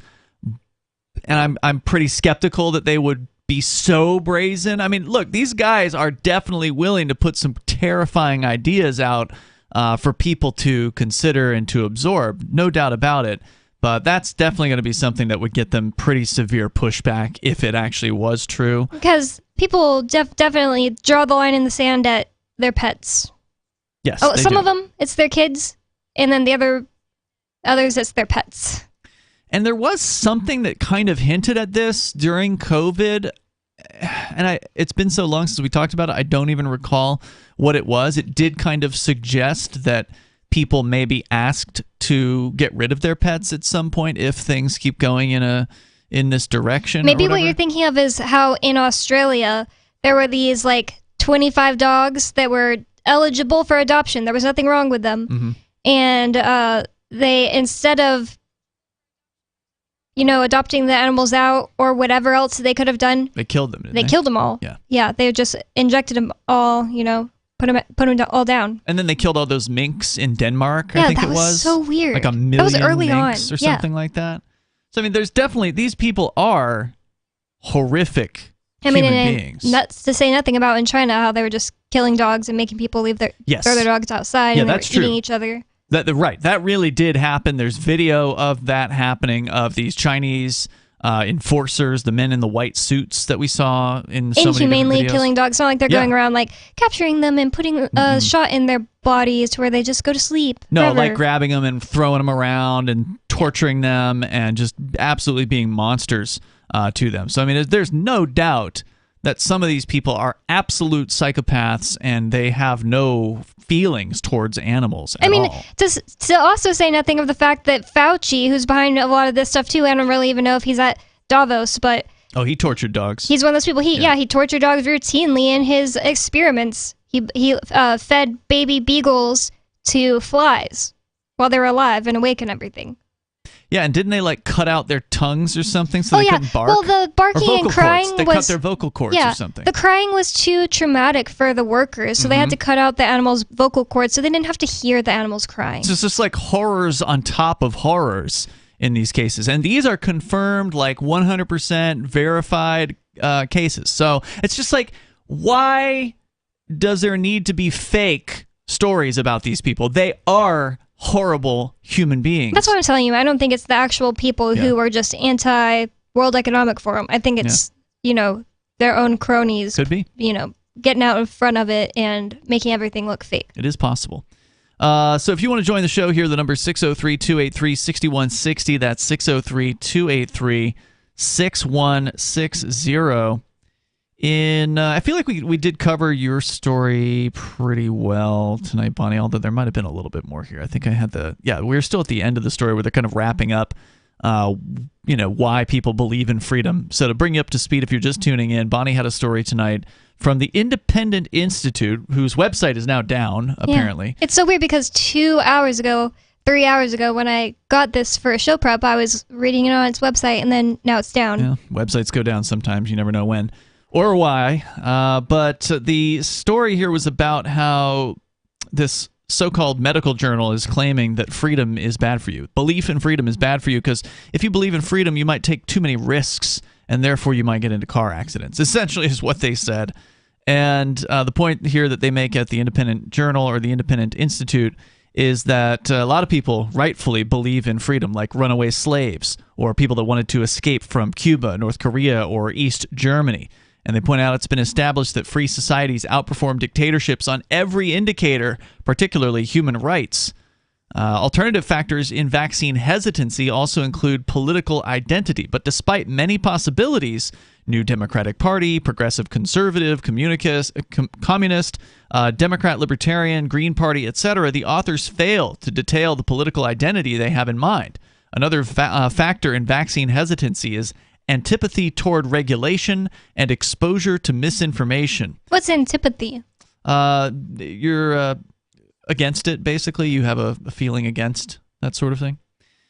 Readers might consider, or rather wonder, how those excessively trustful of government, those believing in totalitarianism, worshipful of dictators, and supporters of government regulation account for traffic crashes and other safety issues. Without conducting further research, those dangerous believers in freedom have cause to classify this study as junk science. The people who wrote the study make it clear they don't believe in freedom. For this trio, government always knows best, and so-called misinformation is anything the government doesn't like. Vaccines are always perfectly safe to them, and government vaccine mandates are good. Those skeptical of government in any way are just bad people. Yeah, well, I mean, these people, science nowadays, it doesn't matter what the truth is. They're not looking for the truth. They have a backer. A lot of the times it is the government, a financial backer, and they get the answer that the backer wants them to get. And it's just like, that's why I really like the idea of science, but in practice anymore, it's just like I don't have any faith in those people to actually care about the truth. Well, now it's the science. And when that's what I was about to get into. Whenever somebody is just like a doctor or a scientist or whatever, and they decide, hey, I realized by my own observations that actually it's not this way, it's this way. Like, the way we've been taught was all wrong. I got to tell people about this. It's a new scientific breakthrough. They get, it throughout history. It's not a new thing. They're persecuted. They're persecuted. They're told, they're crazy and they're not associated with anymore. They lose money. They lose their jobs. Yeah. Same old story, as you said, throughout history. It's always been that way. And here we are with the numbers here showing that of this 11 million people that they surveyed for this, that it was 16%. Only 16% had not received a COVID vaccine. Now, of course, the question then becomes how many of the people who had received the COVID vaccine, the 84%, received more than one. Because there was a drop-off, right? Like, there was a certain number of people who got the first vaccine. They didn't come back for the second vaccine. Maybe because they had a bad experience or they started hearing stories or whatever. They didn't come back for it. So how many people dropped off after that first vaccine? How many people dropped off after the second and never got the third or the fourth or whatever? Like, the numbers got to be going down over time. And does that mean that those people no longer trust in the government? That maybe they did trust the government at the beginning of COVID, but then they changed their mind. So how many people did have their mind changed over the last 2 years as they were exposed to new information? What percentage of people who received at least one vaccine never came back for the second vaccine? It's weird because it seems like there's a lot of people. It seems like you would think the government wouldn't go as hard as they did in 2020, because it seems like there's a lot of people that even if at the beginning they were all about, we're all in this together, I'm going to get the vaccine or whatever the government says, and I'll do it to help us not all die of COVID. Seems like there's a lot of people that ended up waking up because of 2020. Seems like it's kind of backfired on them. I wonder about that. And I don't know if there's been any studies done about that, or if you want to weigh in, you can. Let's go to Sahid. Sahid, you're on Free Talk Live. Go ahead. Hey, how you guys doing? Can you hear me? Yes, you're on the air. Alrighty. So, this is a great conversation you guys are having. So, I'm also pretty hopeful. After COVID happened, I noticed a lot of people kind of like woke up to like this anti-life kind of like spirit. Right. It's the best way I can kind of like describe it, because it just popped up out of nowhere with like people we know and love, and just in general all around, like all over the world. Kind of, we saw all over the world the same kind of like instinct popped up in half the people, and the other half not so, like the exact opposite kind of way. And there was a question there, but I kind of before you do that, do you feel like it's half and half? I mean, you're saying roughly half. Do you think it's that kind of a breakdown? Something like that, actually. I'm like, I try to be like a little bit more open-minded than what I see from like what you guys were mentioning with the anti. Usually it's like black and white, and but I see like a lot of shades of gray. Like a lot of people who see it, but also don't. They kind of still go with the flow because they want to go party and hang out and stuff like that. Right, yeah. Definitely. Yeah. I agree. I didn't try to make it sound so black and white. No, I'm just saying. I think we were. No, not you guys. Oh, okay. We're surrounded by those people here in New Hampshire. I mean, I was so shocked at how many people were just going along to get along. Just, I don't believe in this, but I'll still put a mask on to go to the store because I don't want to have someone say something to me. They were doing it because they were afraid of what their neighbors thought. Or confrontation at all. Yeah, or they're afraid of confrontation. And so really, we don't even know. You couldn't tell by going to the grocery store, looking around, if you're surrounded by 80 to 90% of the store that's all wearing a mask, it still didn't really tell you how many people believed in it and how many people were just doing it to stay below the radar. But you know that it was a lot more people were just doing it to stay below the radar, because the day that Keene stopped making it mandatory, it's like, I worked in a convenience store at the time. It went from like 99% compliance to like 1% compliance. That means all the people who were just like, I don't have to wear it anymore, just took it off. Sahid, hang on, man. I know you got more to say. Just stand by. We're going to bring it back here, all right? More with Sahid here in moments, and your calls and thoughts are welcome. It's Free Talk Live.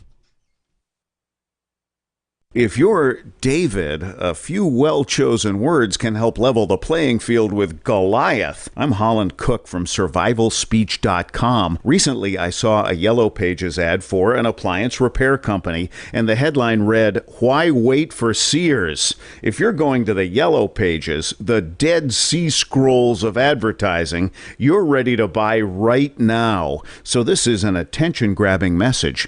And how about the plumber whose radio ad says, "Call by noon Thursday, and we'll be there Saturday at no extra cost"? Smart guy. Most plumbing firms give their crew the weekend off. This one gives them Sunday and Monday off.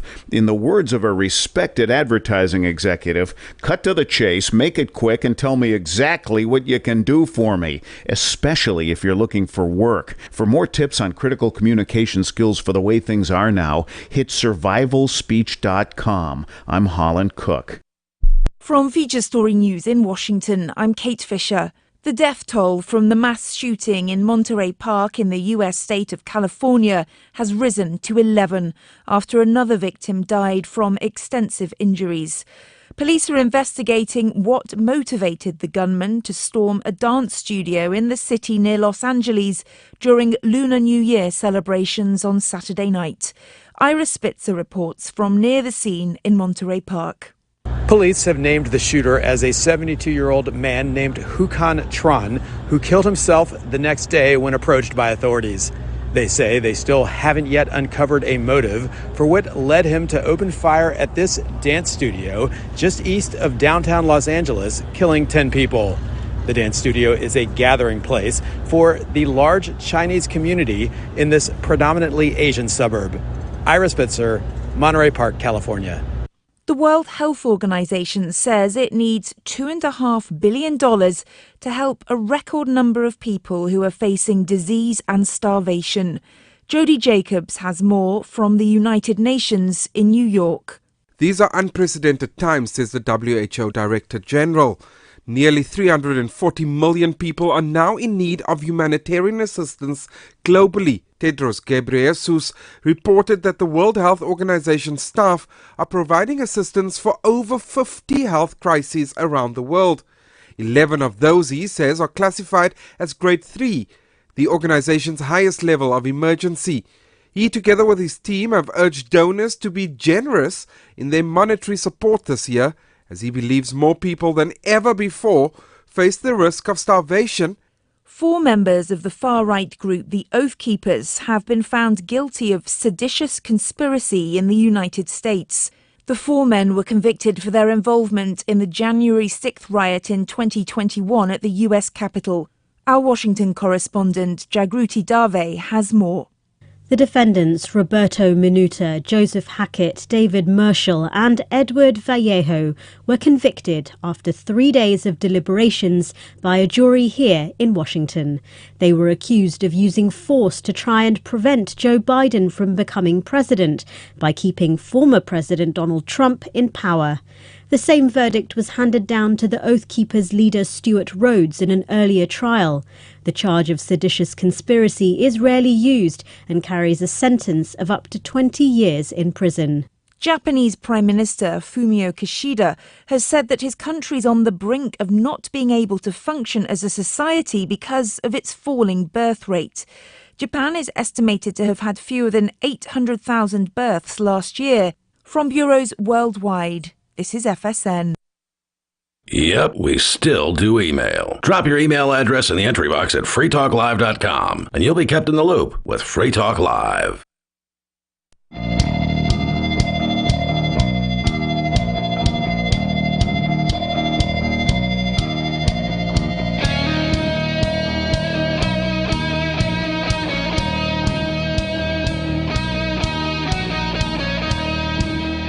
It is Free Talk Live, and the phones are open if you want to join the show. The number is 603-283-6160. That's 603-283-6160. Ian and Bonnie here in the studio tonight. Of course, you can join us online. Just head over to freetalklive.com and enjoy the various features we have there. Our social media platform, social.freetalklive.com, is running Mastodon, which is an open source, self-hosted alternative that is an alternative to Twitter. Basically does everything Twitter does, but it does it without having the big mega tech corporation involved. And you can go over to ours at social.freetalklive.com. We are probably going to have some downtime this week. It was supposed to happen tonight, but it's been put off till tomorrow night. So tomorrow, I think at 11 o'clock Eastern, there may be some downtime for both the Matrix server and for our social media server. There's going to be a major upgrade for apparently Mastodon. They're going to version 4. I have no idea what that entails, but somebody was asking me about it today, and the answer is yes, we are going to be going to version 4. So maybe What that is means that? Mastodon version 4. I have no idea, Bonnie. I was just told that it exists, and it's a thing that we're going to do. So it probably means there's going to be some new features, new graphics or layout or something. I don't know. We'll find out. But somebody had asked me if we were going to do it, and yes, the answer is we are at some point, probably tomorrow night. So just beware, there might be some downtime. It's social.freetalklive.com starting tomorrow night. We go to Sahid on the line in Maryland. Sahid, so what were you wanting to share with us tonight? Go ahead. Yeah, so I was just wanted to chime in on that conversation. So I was curious what you guys thought about how the Shire Free Church kind of like can go kind of like the opposite end of that, because I do see it as like kind of like a little like a negative spirit going on, and I think it has to do a little bit with it's that idea of liberty versus being afraid of dying. Which one would you end up choosing? And that was the conversation I ended up having a lot with folks during the whole COVID times. And I was happy to hear some of that was made into a topic, at the time. And so, I was just curious what you guys thought about that. And I'm not real clear on what the question is. I apologize. Can you rephrase it? Do you guys see the like spirituality as a part of this, the kind of COVID? Because just juxtaposing the killing of animals, this whole idea of like anything to kind of survive, force people to go ahead and vaccinate, versus the liberty kind of side, which doesn't really technically have a spiritual aspect, but it could. So I was wondering if you guys had a view on that. Okay. I like the way that you phrased it at the beginning of your call before the break. Was you said that there was a spirit of anti-life was coming out, because that's really what it was. People were told not to hang out with their grandmas. Oh, you could kill them. What's more important? My grandma in Alabama told me, and my aunt, because my aunt has kids, which are her grandkids, I would rather die than not see my grandkids again for several more years, because my aunt was considering not letting them come back over for a while because they caught COVID, and oh my God, it was a bad cold. And if my grandma caught it, she might die. And she's like in her, I don't know, late 70s. But she was like, I would rather die than not see my grandkids for the next several years. Yeah, I think there were a lot of people who, elderly folks, who rightfully felt that way. They're like, I didn't get to this age just so I could sit in my own house and never see anyone ever again. I mean, they could die while they're home alone, never having seen anyone else. And of course, this was happening to people who were in nursing homes who were dying during COVID, not because of COVID, but just because it was their time to die, except they hadn't been able to say goodbye to their family members. Or how about the people who went to the hospitals and they weren't even allowed to come into the hospital rooms with their loved ones? They were forced to stay outside of the hospital. I mean, there are people that dying. Missed their kids' births because of this. So, yeah, I mean, you want to talk about a spiritual bereavement or a lack of spirituality. I think spirituality is an interesting question, Saheed, to look at COVID from the absence of spirituality, because it was disconnecting people not only from other people, but also from what was important to themselves. I mean, I think it definitely took people away from any kind of spiritual connection, because you do have to be around people, I think, to have the best connection with things. Yeah, and it kind of woke a lot of people up at the same time. For example, there's a lot of rules and regulations that made absolutely no sense. It just seemed like it wanted to go ahead and hurt as much social connection that we had.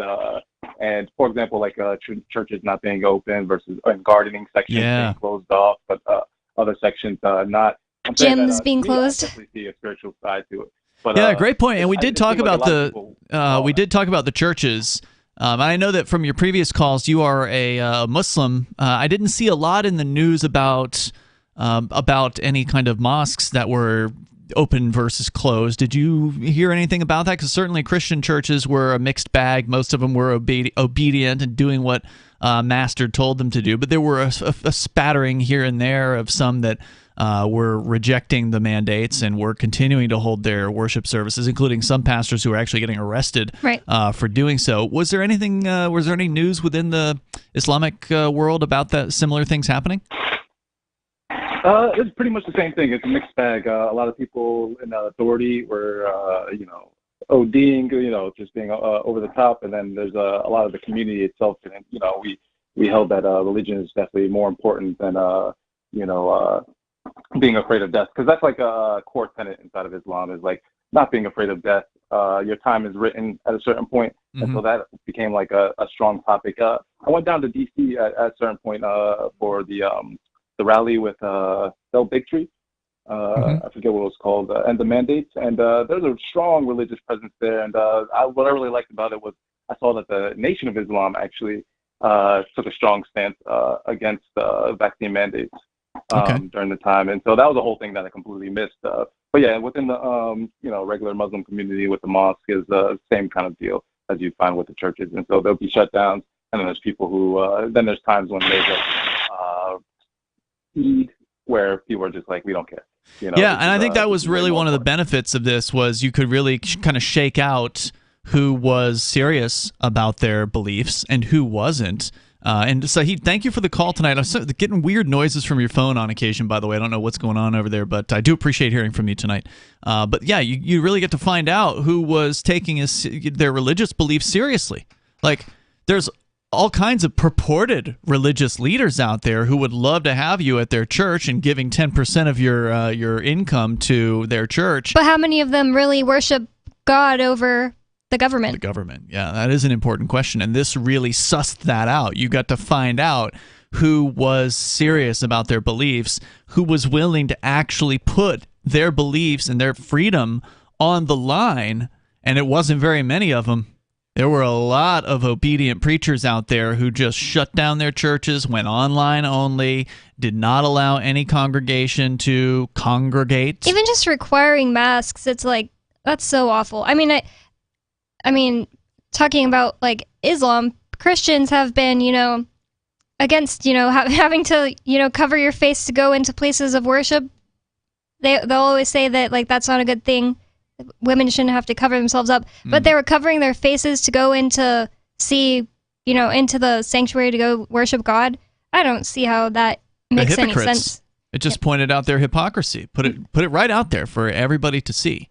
And so, if you're a Christian or if you're a Muslim or whatever, and you were going to a church or a mosque that had one of these purported religious leaders who was obeying the government in these circumstances, and you're still going there 3 years later, you need to change. If you really take yourself seriously and your religious beliefs seriously, you need to change it up, and you need to find some religious people who you can agree with, who aren't going to just sell you down the river and do whatever it is that the state demands that they do. And luckily, if you look for it, you'll probably be able to find it. Even in Keene, there was that one church you went to that was Hope Chapel. Yeah. Was where Aria and I actually went during the COVID ridiculousness that was going on, and they actually did hold an outdoor meeting. So they were still trying to, I think their intention there was they were trying to welcome people in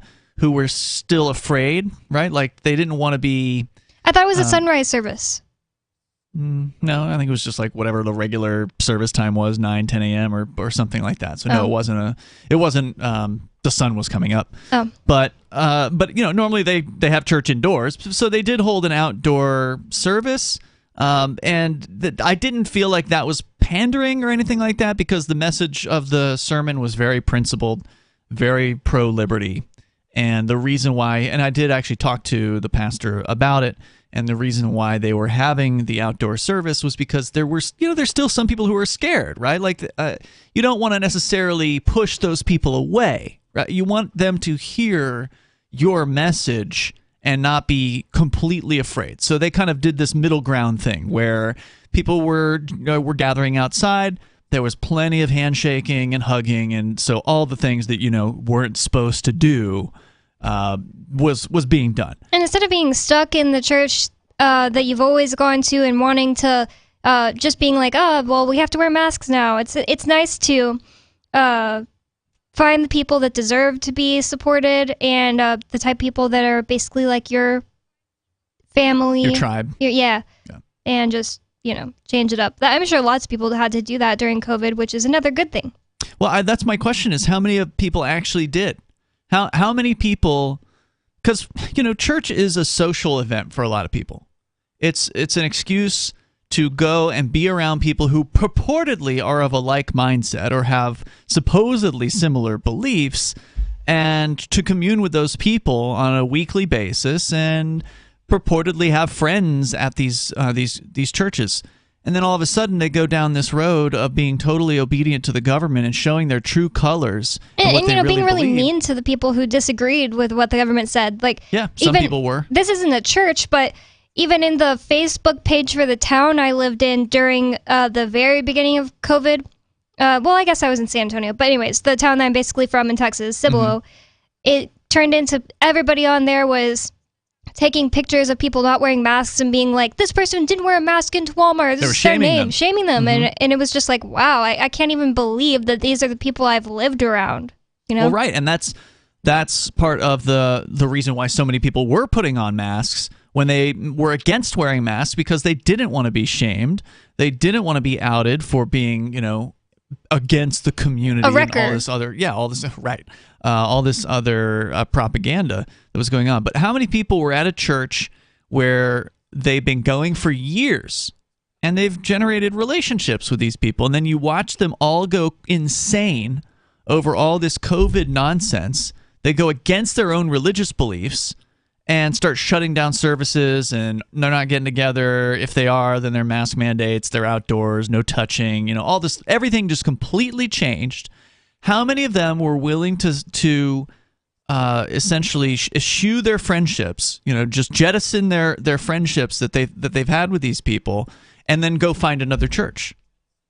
I bet you it wasn't that many of them, because again, these are social relationships that people have, and that's, I don't know, that's just a guess though. Like when I was a kid, my parents often switched churches if there was something really unprincipled coming out of the pastor's mouth, or sometimes there was even like mutinies, not really mutinies, but like a huge group would be like, we're going to start having meetings at our house because we just can't, I don't know what those things are. Yeah, schism. Yeah.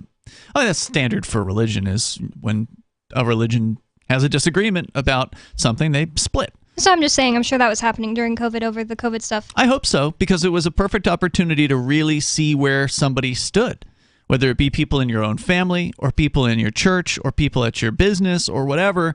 That was the benefit of COVID, was you really got to see what people actually believed. The people who, even within the liberty movement, we got to see it. Unfortunately, there were a surprising number of people who lost their minds. They had previously seemed to be principled libertarians, and then they completely bought what these so-called scientists were saying. And they did not prioritize liberty over everything else. They became obedient. They became frightened. And it was really sad, to see that happen. But at least you know who they are now. At least it's crystal clear, and now you can choose with whom you are going to associate. So if you want to join the show here, you can. The number is 603-283-6160. Coming up, Bonnie's got another story about parents freaking out about letting their kids have sleepovers. Like something that I think all of us did while we were growing up. It was just like the standard thing to do on a weekend or whenever it was. You wanted to hang out with your friends. You didn't want to go home at the end of the night. You'd stay the night. And I know I did it when I was growing up. Bonnie, did you have sleepovers when you were a kid? At my house and at other friends' houses. Now, apparently, there are parents who are anxious, quote unquote, about allowing their kids to go to a sleepover. We can talk about that. Your calls, of course, are welcome on whatever you want to discuss. But since we were talking about, there was the medical journal, I just spotted this story on Drudge Report from the-sun.com. They say that antidepressants strip away joy for some users. According to researchers, up to 3 in 5 taking antidepressants experience the problem caused by the drugs numbing the part of the brain which allows people to feel rewarded. Researchers split 66 people into groups, which is not a large sample size, with half receiving the antidepressant called escitalopram and the other half getting a placebo. They were set a test with 2 options, one with plenty of rewards, the other with few. People on the antidepressants chose the less rewarding option more regularly than the placebo group. This suggested that they were less responsive to the treats. Professor Barbara Sahekian of the University of Cambridge said the blunting was an unfortunate side effect. She says they take away some emotional pain, but unfortunately, they also take away some enjoyment. Her team found also those given the drug were less likely to reach orgasm. They say about 8.3 million people took antidepressants in England last year. I believe it's like, 1 out of 6 or something like that? There's a large number of people. I don't have the statistics in front of me, and this was written for the UK, so I don't know I don't know how many people are in England. I definitely think more than 50% of the population is on antidepressants. Really? You think so? Maybe it's just because I'm younger and it seems like everyone's on them. All right, let me see what I can find out here. So UK population, 67.33 million. And they're saying here that it was 8.3 million that took the antidepressants. So let's see. So 8 out of 63 or whatever. It's roughly 13%. Dang. So 13%. So that's not quite 1 out of 6, but more like 1 out of 8, 1 out of 9, or something like that. Now, it may be different in the United States, but typically, you see similar trends between the UK and the US. I wonder if it's worse here. Yeah.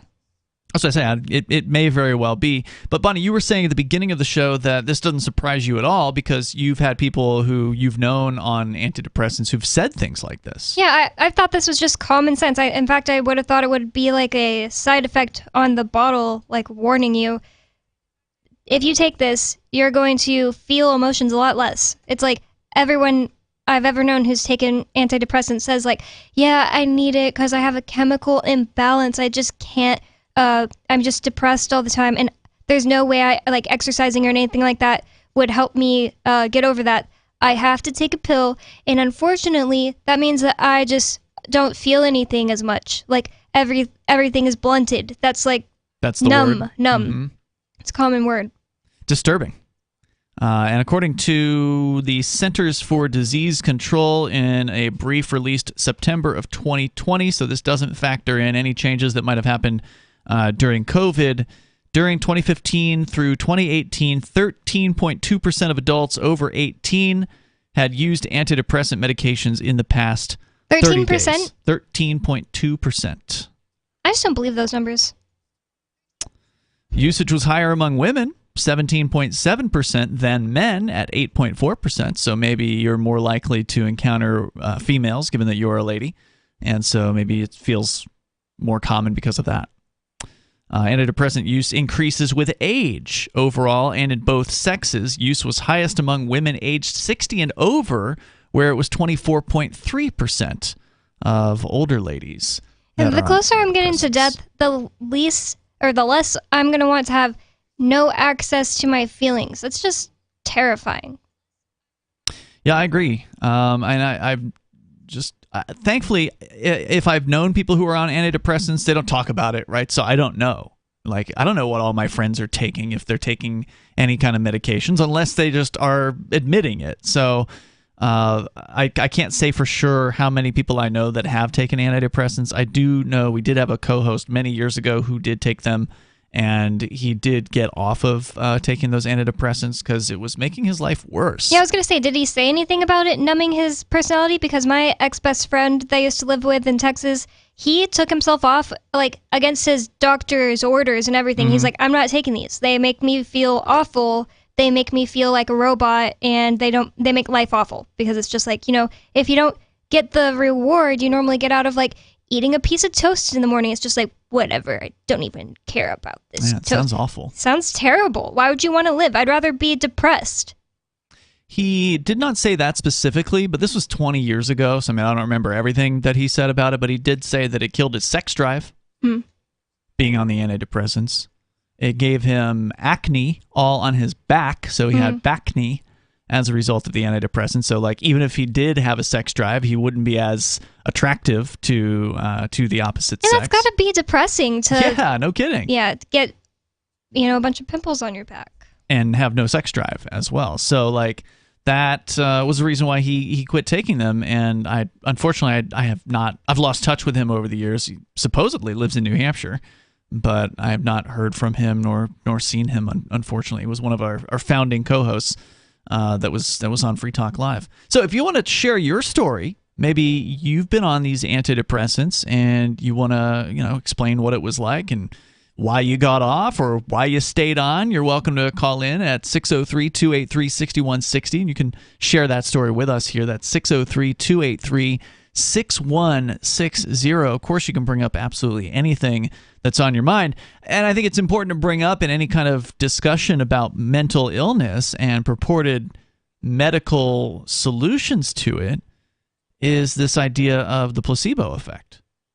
Because the fact is, they've done studies on this that show that if you give somebody like a red pill that has sugar in it, so placebo, and you tell them that it's going to solve their depression, then in a lot of cases, it solves their depression.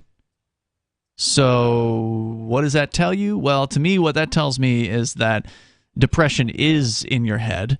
As in your mind. Yeah, it is something that you can correct.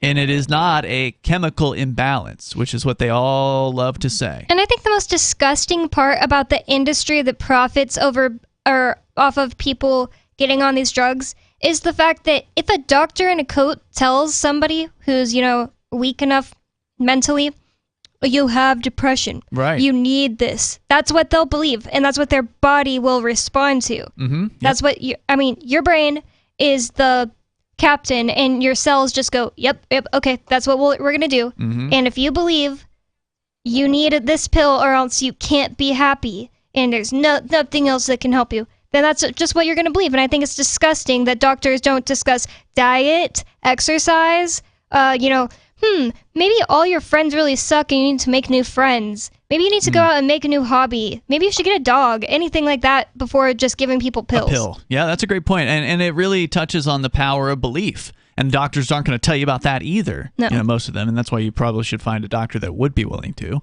But that is what is being expressed in these studies about the placebo effect. It's the power of belief.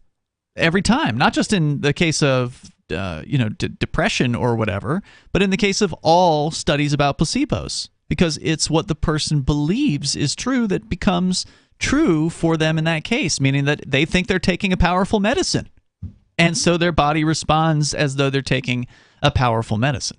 And then there's also, the medicine is one way to do it, but there's also people that just get told like hypnotized and things like that. Mm-hmm. Like, I'm going to hypnotize you and then you're going to be better. Then it works. Or they do a meditation themselves. That's because they believe in the hypnotization. Yep. Right? So it really is all about what they believe.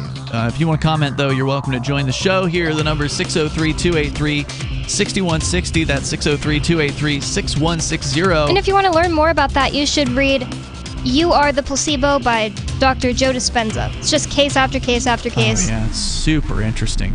Yeah, we did listen to the audiobook of that. It was really, really great. More coming up here. Hour number 3 is on the way. It's Free Talk Live. Free Talk Live, the show where anyone can call about whatever they want. And we do mean anyone. Jesus Christ visited every tribe in America. In America? In America, absolutely. There's a book that came out. Man, he got around, didn't he? He was in India. How did he China. get from point A to point B? He had quite a life. In a boat. So they took a boat from the Middle East all the way over to North America? Absolutely. Archaeologists went and visited different tribes and followed their myths and stuff. And none of them used the name Jesus, but they all described him as a white man with long brown hair and a beard. Why is it that Jesus is white? That's what I want to understand. How did a white guy get born to a bunch of Sephardic Jews, is what I want to know. No. Well, God's white, so that's how. Of course he is. Was the Immaculate Conception. He could make that baby whatever color he wanted to. Free Talk Live, 7 nights a week from 7 to 10 Eastern, live on the Liberty Radio Network at LRN.FM. Looking for a great real estate investment? Consider New Hampshire, which is ground zero for the Liberty Movement. Your first call should be to Mark Worden from Porcupine Real Estate. He's more than just a real estate agent. He's your New Hampshire concierge. Where are the best places to live? Do you want farm, city, the burbs, or forest? Do you want a duplex or multifamily building so that renters pay your mortgage? There are homes in all price ranges in New Hampshire, and Mark can help with financing too. Invest in liberty and property. Mark Worden can help. PorcupineRealEstate.com. If you want to know the latest about Free Talk Live before we go on the air, all you need to decide is how you want it delivered. It's your choice. Visit news.freetalklive.com to receive our usually weekly news updates by email. Plus, we have a Twitter account at twitter.freetalklive.com, and you can follow us on the decentralized Mastodon platform at toot.freetalklive.com. So please follow us at toot.freetalklive.com and sign up for our emails at news.freetalklive.com. You're listening to the live edition of Free Talk Live. Hour number 3 is next after the news here on the Liberty Radio Network at LRN.FM. From Feature Story News in Washington, I'm Kate Fisher. The death toll from the mass shooting in Monterey Park in the U.S. state of California has risen to 11 after another victim died from extensive injuries. Police are investigating what motivated the gunman to storm a dance studio in the city near Los Angeles during Lunar New Year celebrations on Saturday night. Ira Spitzer reports from near the scene in Monterey Park. Police have named the shooter as a 72-year-old man named Hukan Tran, who killed himself the next day when approached by authorities. They say they still haven't yet uncovered a motive for what led him to open fire at this dance studio just east of downtown Los Angeles, killing 10 people. The dance studio is a gathering place for the large Chinese community in this predominantly Asian suburb. Ira Spitzer, Monterey Park, California. The World Health Organization says it needs $2.5 billion to help a record number of people who are facing disease and starvation. Jody Jacobs has more from the United Nations in New York. These are unprecedented times, says the WHO Director General. Nearly 340 million people are now in need of humanitarian assistance globally. Tedros Ghebreyesus reported that the World Health Organization staff are providing assistance for over 50 health crises around the world. 11 of those, he says, are classified as Grade 3, the organization's highest level of emergency. He, together with his team, have urged donors to be generous in their monetary support this year, as he believes more people than ever before face the risk of starvation. 4 members of the far-right group, the Oath Keepers, have been found guilty of seditious conspiracy in the United States. The 4 men were convicted for their involvement in the January 6th riot in 2021 at the U.S. Capitol. Our Washington correspondent, Jagruti Dave, has more. The defendants, Roberto Minuta, Joseph Hackett, David Merschel and Edward Vallejo, were convicted after 3 days of deliberations by a jury here in Washington. They were accused of using force to try and prevent Joe Biden from becoming president by keeping former President Donald Trump in power. The same verdict was handed down to the Oath Keepers leader Stuart Rhodes in an earlier trial. The charge of seditious conspiracy is rarely used and carries a sentence of up to 20 years in prison. Japanese Prime Minister Fumio Kishida has said that his country's on the brink of not being able to function as a society because of its falling birth rate. Japan is estimated to have had fewer than 800,000 births last year. From bureaus worldwide, this is FSN. With FSN Spotlight, I'm Simon Marks, looking in more depth today at the World Economic Forum in Davos and questions about whether, as an influential event, it's past its sell-by date. Last week, the world's captains of industry and finance made their annual trek to the Alpine ski town to meet some world leaders, but notably not all. The price for commercial organisations to attend this year soared from $50,000 a ticket to $250,000. There were 1 or 2 people who felt that this was ridiculous profit gouging. Also, some who complained it was being used as a tool to select people whose voices would be milder mannered than others. Lord Mark Malloch Brown was there. He's the president of the Open Society Foundations, which funds independent groups working to advance justice, democracy and human rights. Does he think Davos still serves a purpose? Well, I think for a while it was, quite a legitimate platform for announcements in the great era of globalization. That legitimacy has gone. What remains is a really still useful networking place where you can test ideas, hear interesting new ideas, but above all, meet dozens of people who it would take months of travel to meet. But it is a long way to go and a lot of money to spend to achieve that, especially with a global recession looming. With FSN Spotlight, I'm Simon Marks. Our main news again. The death toll from the mass shooting in Monterey Park in the U.S. state of California has risen to 11. The World Health Organization says it needs $2.5 billion to help a record number of people who are facing disease and starvation. And 4 members of the far-right group, the Oath Keepers, have been found guilty of seditious conspiracy in the US. And that's the latest feature story news. Kate Fisher reporting. It's the Onion Radio News. The nation's last remaining themeless restaurant has closed. This is Doyle Redland reporting. A once vibrant era came to an end today when Pat's Place, the nation's last themeless restaurant, closed its doors in Cedar Rapids, Iowa. During the heyday of themeless restaurants, Pat's Place achieved a certain amount of notoriety for its unique non-themed food items and unadorned atmosphere. But according to owner Patrick Baines, the times have changed. Lately, we've had only a handful of people coming in to gawk at our posterless walls and mundanely named menu items like hamburgers or pancakes, and then they go someplace like the Rainforest Cafe or Johnny Rockets to actually eat. Plans are now in the works to convert the Pat's Place location into Cedar Rapids' 7th Patty-O Touchdown Sports Bar and Good Time Internet Grill. Doyle Redland for the Onion Radio News, online at theonion.com. This is the Onion News Network. Got Telegram? You can follow our channel there and discuss show prep with other listeners at telegram.freetalklive.com.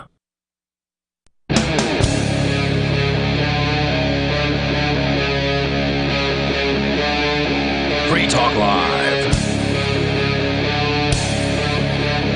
It is Free Talk Live. You can join the show here. The number is 603-283-6160. That's 603-283-6160. Joining you tonight, it's Ian. And it's Bonnie. And you can join us online. Just head over to freetalklive.com. You can interact with other Free Talk Live listeners there. And you can do that for free. Also, coming up this end of spring, right at the very end of spring, last week of spring, the last one of the last weekends, June 15th, through the 18th, you can join some of Free Talk Live, hopefully all of Free Talk Live, at the Porcupine Freedom Festival.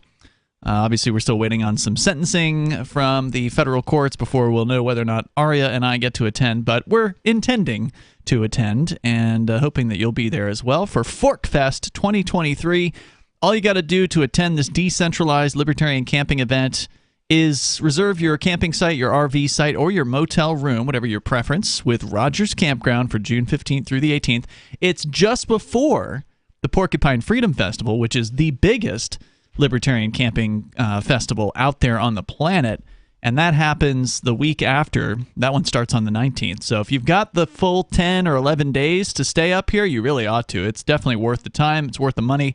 If you want to hang around with freedom-loving people for more than a week, start the experience, though, with the decentralized alternative of ForkFest. You can go to forkfest.party, learn more about the event there. That is forkfest.party. Let's go to the phones here, and then we'll talk about these parents who are anxious about having sleepovers, having their kids having sleepovers. Sarah, though, is on the line in New Mexico. Go ahead, Sarah. Okay, so year 2022, last year, we killed, I think, 476 people in auto-related on our roads. Why are you killing those people? Sarah, I can't believe you. Well, I'm not, I mean, our state as a whole, our state, that's all the people that got killed with auto-related, no, 467. I got it, numbers reversed. Okay. That seems low, But- honestly. I don't know. Yeah, but that's just everybody crossing the street, speeding and wrecking, just everybody drink. I don't know what for drunk driving, but that's pretty high. That was higher than like 3 years ago. Okay. So that's why I'm an advocate. For So what those you're saying, hold on, what you're cameras. saying is, Sarah, all of your advocacy has failed because people are getting into more traffic accidents. There are more traffic fatalities now than there were in previous years. So I think it was actually less than last year, but 3 years ago it was a lot lower back then. Well, I'm just saying that my efforts are going to pay off because we will be putting speeding cameras on state highways, U.S. highways, and city highways. We just started to put the cameras back up. The cameras are just going to catch people speeding after the fact. It's not like the cameras are going to stop anyone from hitting anyone. But the thing is that it's a change of behavior. If you start getting a ticket, the next time you won't speed anymore. It's a preventative. Do you think we should also have cameras in people's homes? I mean, because there's a lot of domestic abuse that goes on. It's a preventative. Right. Well, I mean, that's a personal space, but, I mean, on the freeway, everybody's clothed. They're not naked in their pajamas and their underwears. I mean, you could do that at home. I don't think it's appropriate. Okay, so what you're saying is cameras. It's okay for abusers to be abusing people in their homes? No, the speeding causes accidents on federal highways, and they speed even more there. And technically, we're not allowed. But how are we going to catch the abusers? I mean, don't you care about people being beaten by their partners? Right, but it's a personal. I mean, it's a private place where people could be naked if they wanted to. I mean, I'm against putting cameras in bathrooms and dressing rooms and hotel rooms. Okay. Because I mean, you could be running around naked or underwear or something that you're entitled to do that. But as a public road, right. So just because someone can be naked means that Sarah thinks that they should be able to be beaten by their husband or their wife. But I mean, you know what? But the speeding, they should be allowed to put speeding cameras on the highways, I-25, I-40. We're not allowed to. But they speed at 90 to 100 miles per hour, and when they wreck, they got 10-car piles up. And I have no idea why we're not allowed to put cameras on the federal highways. I just think that people should have the same expectation of privacy. The people have the same right to not be filmed inside their homes in their underwear, running around in their underwear, like Sarah said. And I think that they should have the same right to not be investigated while just driving from their house to work every day. Yep, that's a good point, Bonnie. And yeah, I just want to make it clear that I wasn't actually advocating for that. I was just trying to see if Sarah wanted to violate people's home privacy as much as she does when they're out and about. And she doesn't. So I'll give you credit for that, Sarah. You don't. No, I don't. Because massage parlors, why would they be having I mean, you're topless or whatever. They massage you, rub you down with oil. Why should anybody have a camera there? Even though one of the... Have you ever thought about getting a job at a massage parlor? I hear they make good money. Well, a lot of them are human trafficked sex slaves that they caught here in Albuquerque. Yes, they were. They rounded up a whole bunch of them. What happened to... How do you know they weren't just there because they wanted to be? Well, a lot of them were, and then a lot of them got robbed, and one of them got shot here, because there was a guy that walked in for a massage, and he shot her and robbed her, and they had the video of dragging her across the room on the hallway, but they finally caught the guy, and he got shot, and he died. That's crazy. They finally caught the guy. Sarah, thanks for calling and sharing the story tonight. So we continue here. Neil is in Arizona. Neil, you're on Free Talk Live. Hey, all those people that are getting in wrecks in New Mexico, did they happen to be listening to Sarah on Free Talk Live at the time and just drive into a tree? I don't know. I can't do this anymore. Driving into the street. Really. Hey, before the last break, you were talking about people on antidepressants. Yes, sir. And that they were having sexual dysfunction and having problems reaching orgasm. Yeah. And then you said so something that made me pass a whole mouthful of beer through my nose. Oh God, sorry. And you're like, you call in and let us know why you got out or stayed in. And I'm thinking they probably stayed in. What you said was why you got off. You meant the drugs. Yeah. Why you got off and you stayed in. I'm thinking they probably stayed in because they hadn't got off yet. And I just here comes the beer through my nose. Get your mind out of the gutter, Neil. That's funny though. I get the joke. What can I say? I'm a typical man. But do you have any experience with antidepressants or anyone you know? No, not at all. Okay. Well, I guess they say alcohol. No, that's a depressant. It is. So, no, not really. Okay. All right, man. Anything else you want to share, or is it just a dirty joke for tonight? No, that about covers it, guys. Thanks for the call, Neil. I appreciate hearing from you. Alcohol is something that people use basically to numb their feelings too and zone out, zonk out for the rest of the night, so they don't have to think about how they feel. Speaking of people with extreme feelings, Bonnie, you had a story tonight that you wanted to share with our listeners about sleepovers, meaning that parents these days, apparently, and I'm guessing the parents would be millennials in this case, because millennials are getting old enough to be, they're definitely old enough to be parents. Yeah. You are on the borderline between Gen Z. I'm supposedly 1996, supposedly the last year of millennials, and I reject that. Okay. Well, I think a lot of people would see that as borderline. I am also borderline between Gen X and Boomer. millennial.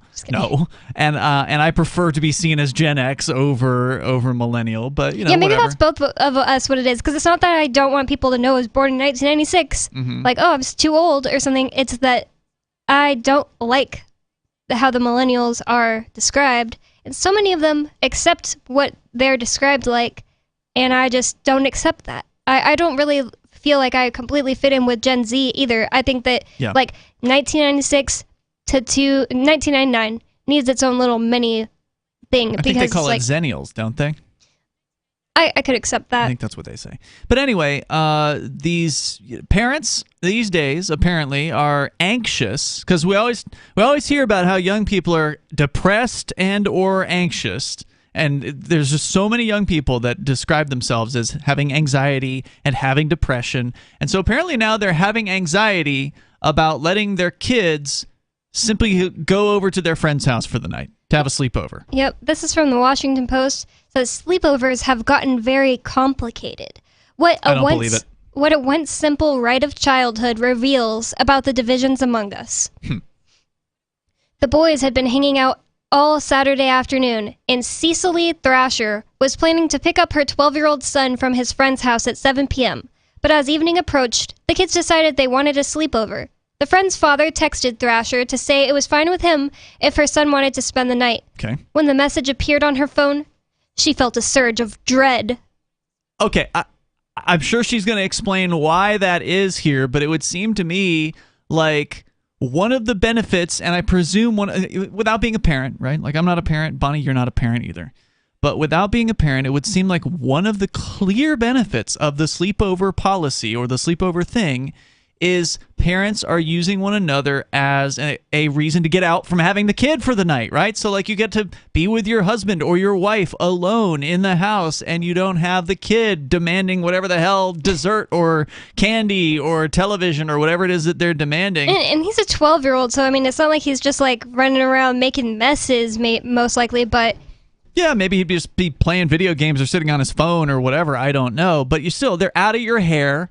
You get them out of your hair for a night, and you don't have to worry about it. They're under the care of somebody who you obviously trust the parents enough to let them observe your kid during the daytime.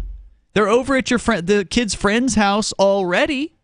So what is she so worried about when it comes to being there for another 12 hours during the night? She says, I hate being a party pooper. I want my son to have deep, meaningful friendships, she said. But I also knew that I would be setting a precedent if I allowed it to happen. I wasn't ready. So she's never done this before. I wasn't ready for that decision on such short notice. So It's all about her. Wow. Her son's 12 years old. Right. And she's never allowed him to have a sleepover or be on a sleepover. And the thing is, like, growing up, I knew lots of people who their parents absolutely, it was out of the question. They just didn't allow sleepovers until a certain age. I knew lots of kids like that. Like, you would just know, like, oh, she can't spend the night because her parents don't allow sleepovers. Wow, I have no memory of that. Of anything like that. I could see why some parents would be like, nope, you gotta spend the night with us. You gotta be ready for school the next day. You gotta blah, blah, blah. But I just feel like my parents would always be like, because we asked for sleepovers like constantly. Either, hey, can they spend the night here or can I go there? And it would be like most of the time we could. If it was like a school night, probably couldn't. Yeah, at all. I don't think we would even ask on a school night. And that then wasn't even an option. Sometimes they would just be like, "You've been gone all weekend. Why don't you stay home with us, and watch a movie with us, or something? Something like that." But it wouldn't be the things that this woman is worried about. So let's continue. She immediately started Googling, "Are sleepovers good or bad for kids?" and "child development plus sleepovers," and "risks and benefits of sleepovers." All right, I want to hear what she learned in a moment here, but I also want to go to the calls here. We got somebody on the line here. What is your name, caller? You're on Free Talk Live. Dennis?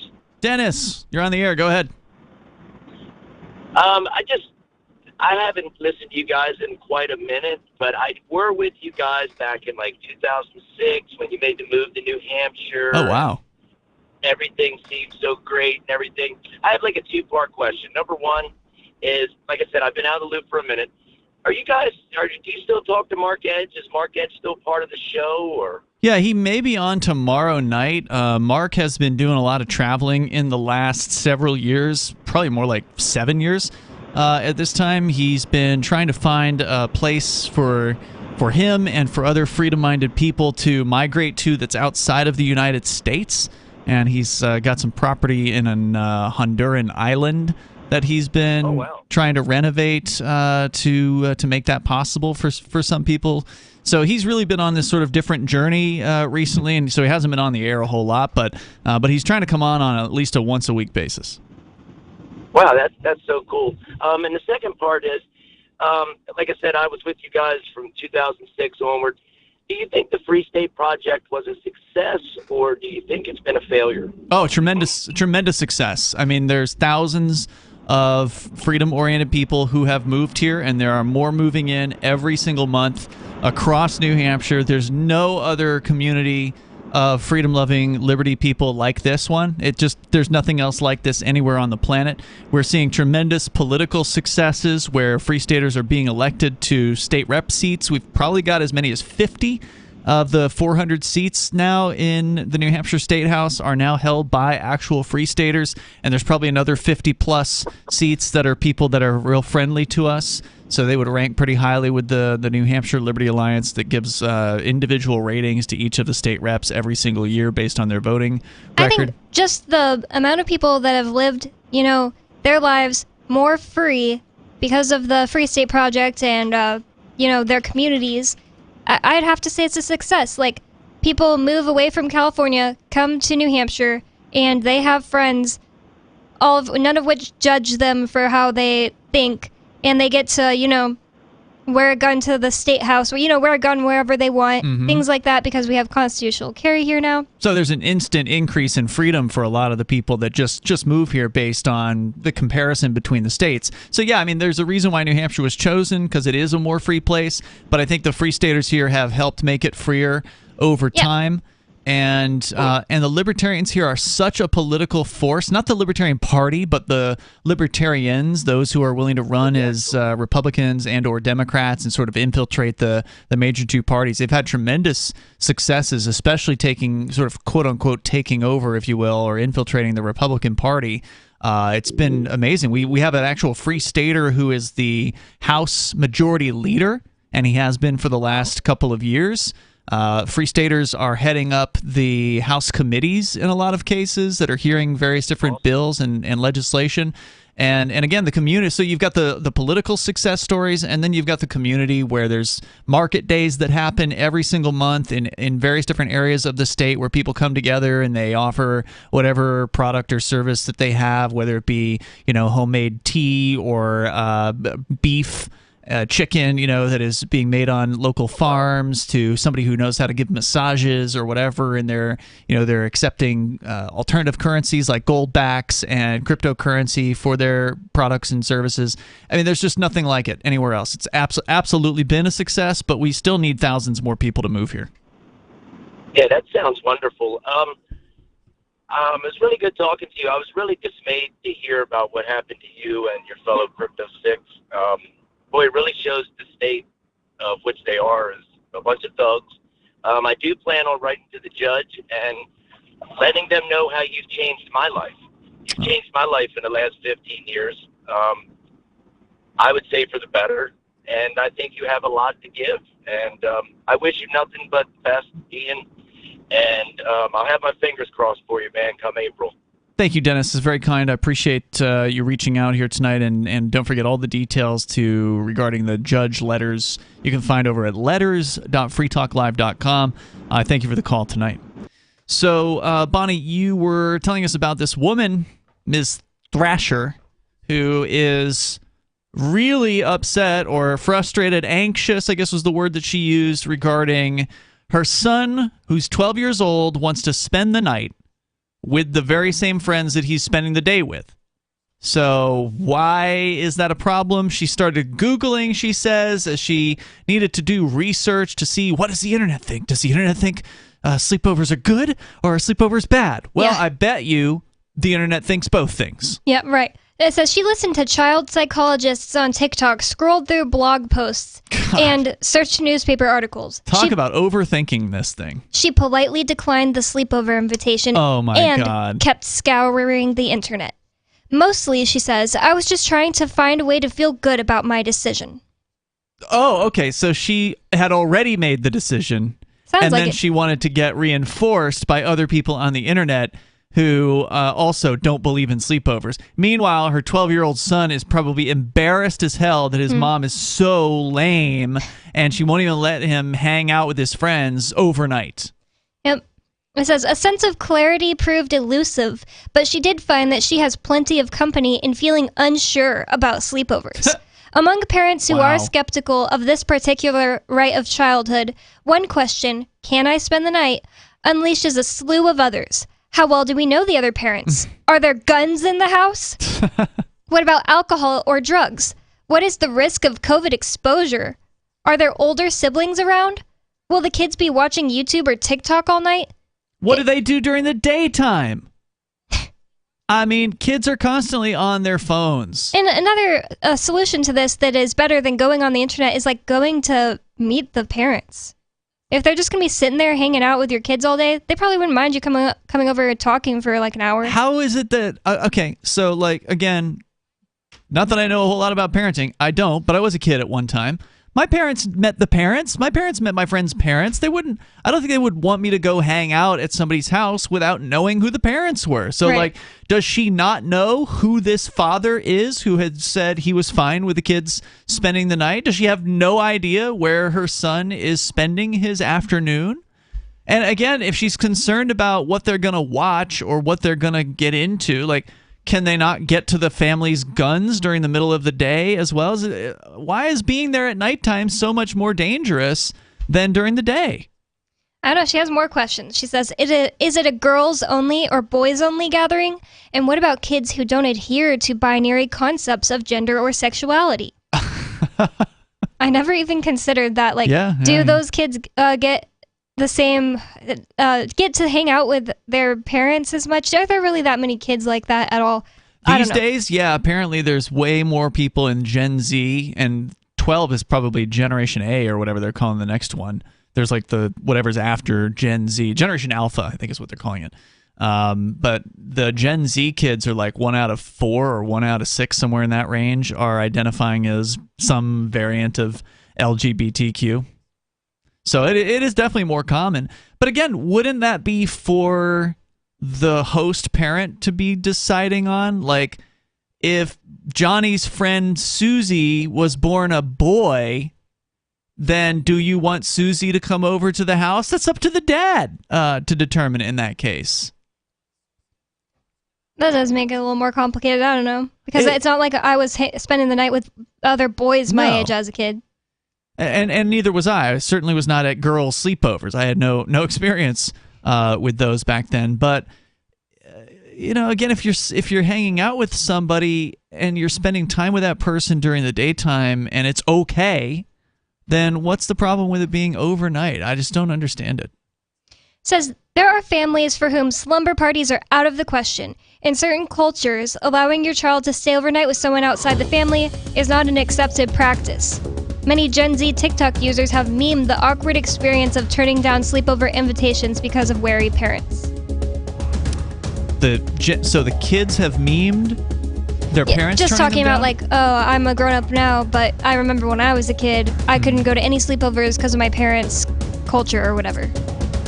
Did you have to grow up like this? Are you a parent who's anxious about this? Give us a call. Tell us. Hey, you are going to love the movie Victimless Crime Spree. It's hilarious, heartwarming, and carries a ton of inspiring freedom messages. Feeling down about the lack of liberty in your life?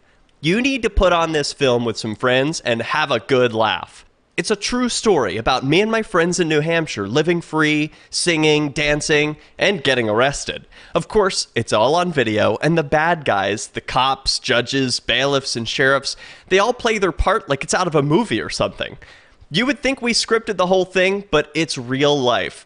Go ahead and have a watch, and if it's been a while, have another look. I guarantee you'll notice things now that you didn't notice before. And the best part is that you're going to walk away feeling a renewed sense of your own power. You are the master of your destiny, and you will be free in your lifetime. Victimless Crime Spree. From Feature Story News in Washington, I'm Kate Fisher. The death toll from the mass shooting in Monterey Park in the U.S. state of California has risen to 11 after another victim died from extensive injuries. Police are investigating what motivated the gunman to storm a dance studio in the city near Los Angeles during Lunar New Year celebrations on Saturday night. Ira Spitzer reports from near the scene in Monterey Park. Police have named the shooter as a 72-year-old man named Hukan Tran, who killed himself the next day when approached by authorities. They say they still haven't yet uncovered a motive for what led him to open fire at this dance studio just east of downtown Los Angeles, killing 10 people. The dance studio is a gathering place for the large Chinese community in this predominantly Asian suburb. Ira Spitzer, Monterey Park, California. The World Health Organization says it needs $2.5 billion to help a record number of people who are facing disease and starvation. Jody Jacobs has more from the United Nations in New York. These are unprecedented times, says the WHO Director General. Nearly 340 million people are now in need of humanitarian assistance globally. Tedros Ghebreyesus reported that the World Health Organization staff are providing assistance for over 50 health crises around the world. 11 of those, he says, are classified as Grade 3, the organization's highest level of emergency. He, together with his team, have urged donors to be generous in their monetary support this year, as he believes more people than ever before face the risk of starvation. 4 members of the far-right group, the Oath Keepers, have been found guilty of seditious conspiracy in the United States. The 4 men were convicted for their involvement in the January 6th riot in 2021 at the U.S. Capitol. Our Washington correspondent, Jagruti Dave, has more. The defendants, Roberto Minuta, Joseph Hackett, David Merschel and Edward Vallejo, were convicted after 3 days of deliberations by a jury here in Washington. They were accused of using force to try and prevent Joe Biden from becoming president by keeping former President Donald Trump in power. The same verdict was handed down to the Oath Keepers leader Stuart Rhodes in an earlier trial. The charge of seditious conspiracy is rarely used and carries a sentence of up to 20 years in prison. Japanese Prime Minister Fumio Kishida has said that his country's on the brink of not being able to function as a society because of its falling birth rate. Japan is estimated to have had fewer than 800,000 births last year. From bureaus worldwide, this is FSN.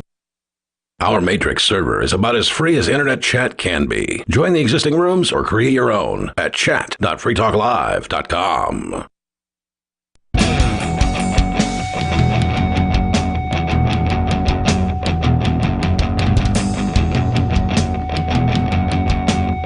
It's Free Talk Live. You can join us here. The number is 603-283-6160. That's 603-283-6160. And here in the studio tonight, it's Ian. And Bonnie. And you can join us online if you appreciate the work that we're doing here at Free Talk Live. You appreciate the message of liberty and peace and freedom that we talk about 7 nights a week on broadcast radio and beyond on the internet. Then you can join our AMP program, or rather AMPS, which stands for Advertise, Market, Promote, and Support. And you can do that over at amps.freetalklive.com. We don't have any paying advertisers at this point on Free Talk Live. And you know what? I'm fine if it stays that way. I would not be bothered if we never had another paying advertiser again on this show. I would love it if we could make all of the bills, get them all paid through direct listener support. That's always been like an ideal for me. And we're in a position now where that's more possible than it's ever been. And it seems like lots of listeners are deciding that is worth it to them. Yep, we've seen a lot of former amplifiers step up and come back. So thank you to everybody that's come back. We're 2 people that don't use the internet mailed checks to me. That's true. So nice. Yeah, thank you for that. I really appreciate it. If you want to, you can call in, during any break. We can tell you about what the mailing address is as well if you want to help us there. So thank you for that. we definitely appreciate the support. And you get some perks, you get some benefits that you can connect with other Free Talk Live supporters as well, and some of the hosts, and there's a variety of different things you can learn about over at amps.freetalklive.com. So, Bonnie, you were sharing with us this story from, I think, the Washington Post about a parent, or more than one, presumably, that's anxious, so-called, about their kids going over to their friend's house overnight. And sleepovers, which we all grew up with. It was just sort of the term in these this article is a rite of passage. I don't know if it's a rite of passage. I mean, obviously kids grow up without them in some cases, but wouldn't a rite of passage mean you get to start doing that because you're finally old enough? I don't know. I feel like I was having sleepovers pretty young. Yeah, I don't think you need a sleepover to, like be a well-adjusted person necessarily. But I do feel like, but it helps. The kids that you had that kind of a relationship with became like your best friends. Like you could have friends at school, but you're not going to be as good friends with them as the ones that actually like your parents know each other and you're allowed to hang out outside of school. And that's a fact. It's definitely a more spend all night talking bonding experience for those people. Some of my favorite like memories in my life are just staying up talking about like silly things with my friends my age. Like, some of those people are still my friends to this day. I think it's sad. I mean, it really is a statement here, the fact that these parents aren't allowing their kids to go over and have a sleepover. Just worrying about something bad happening when most likely all they're going to do is be like, do you believe in ghosts? Yeah, my cousin said he saw a ghost. And that's what they're going to be up doing, Or whatever, playing video games but the fact that they're together, I think, is what should be encouraged here. Is like the kids these days are so disconnected from society. They're disconnected from each other. I mean, we've seen the studies that show that teenagers these days are not going out and hanging out in person anymore like they used to, like they did in the 80s or the 90s, or maybe even the aughts. They're not. They're staying home. They're staying on their devices, and they're staying separated. And it's so weird coming from the general public when all of those type of people always say, oh, I couldn't homeschool because I want my kids to be socialized. But then they won't let them go over to their friend's house. Yeah. All right, so what else is in this story that you wanted to share? It says millions of parents post under the viral hashtag no sleepovers. They flock to parenting influencers and psychiatrists on TikTok who expound on various sleepover risks. Like what? Like having fun? They haven't gotten into it yet. It says, getting to do something you don't get to do at home? Is that what it is? Because it's true, right? Like that is a true aspect of like a sleepover. Is like if your parents are Nazis about no sweet sugary cereals, you might get a sugary cereal, while you're over at your friend's house, or maybe you'll see a nudie magazine, or right, like something's going to happen at somebody's friend's house that they're not going to be able to do at home. And you know what? It's not the end of the world if they get to do that stuff. Says, and there are parents who are still on the fence, sharing their uncertainty in online groups, wanting to know how different families approached the issue. Some compromise by picking up their children from a slumber party at 10 p.m. or midnight, often called a half-over, sleep under, or late over. Others allow sleepovers only with a small circle of close, trusted friends. For Thrasher, 45, who lives with her husband and their 3 sons in Portland, Oregon. Oh, okay. The first thing that came to mind was that she didn't know the hosting family well. She also feels protective of her multiracial boys, who are often the only kids of color in their group of friends. I wonder why that would be in Portland, Oregon. And again, I mean, aren't you protecting them from the experience of them being able to be known and appreciated by their peers? Like, aren't you protecting them from having experience with being with other human beings for an extended period of time? I mean, she's protecting these kids to death. Right. It says for Heather, a mom of 2 teens in Massachusetts, who asked that her full name not be used to protect her family's privacy, the pervasiveness of alcohol gives her pause. I mean, like, it's just like, if kids are going to steal alcohol and drink it, they could basically do that anywhere. Sure. I don't see why, like... You could do it in the middle of the day. Unless you are afraid that the parents are going to give your kid alcohol. In that case, you just need to get to know your kid's the parents. friends' parents better before you let them sleep over. Which I like we already discussed. I remember my parents who were not Nazis about sleepovers always being like, we need to know the parents. We need, before. Absolutely. And, go to their house. Take a look around. See if there's a huge-ass liquor cabinet sitting there, and then talk to the parents about any concerns that you might have about that. I will say this, that never happened. In the entire time I had sleepovers and or went to sleepovers, well, first of all, my parents didn't have alcohol in the house. They weren't drinkers at all. I mean, my mom might have a sip of wine twice a year or something like that. So there was basically no alcohol in my parents' house. But I do not know whether there was alcohol in my friends' parents' houses. We never got into that. That was never something. I mean, I don't think I was doing sleepovers when I was a teenager by that point. I'm pretty sure I had grown out of it by that point. I don't remember when the cutoff date was, but at some point that just wasn't something that I did anymore. And by that time, so by the time I was interested in alcohol, which would have been 16, 17, 18, I'm pretty sure I was beyond my sleepover phase. But maybe the argument would be that, well, now kids know more about alcohol and they're more interested in alcohol than, I don't know if that's true. I don't know if there's any truth to that. Yeah, I don't know. But look, I mean, are you raising your kids right? Because if you're raising your kids to where they are prohibited from alcohol, then guess what they're going to do? They're going to be interested in it. They're going to be interested in trying the thing they're not allowed to try. Here's what she says. She says, I could see what other parents were posting on social media themselves, and it made me wary. Photos of hard liquor, glamorizing a culture of drinking. Okay. So, but yeah, maybe you don't want your kid going over there. Yeah. I get that. But does a parent drinking alcohol, sometimes necessarily mean your kid's going to get it from them? I don't know. Well, I mean, not necessarily, but it certainly does suggest a certain acceptance of that over at that particular household. That would she mean did say she has teenagers. She says she has teenagers? A mother of 2 teens. Yeah. I mean, it does suggest that alcohol is acceptable at that household. Whether or not they allow their children to have it, I don't know. Yeah, maybe it's not the most ridiculous decition.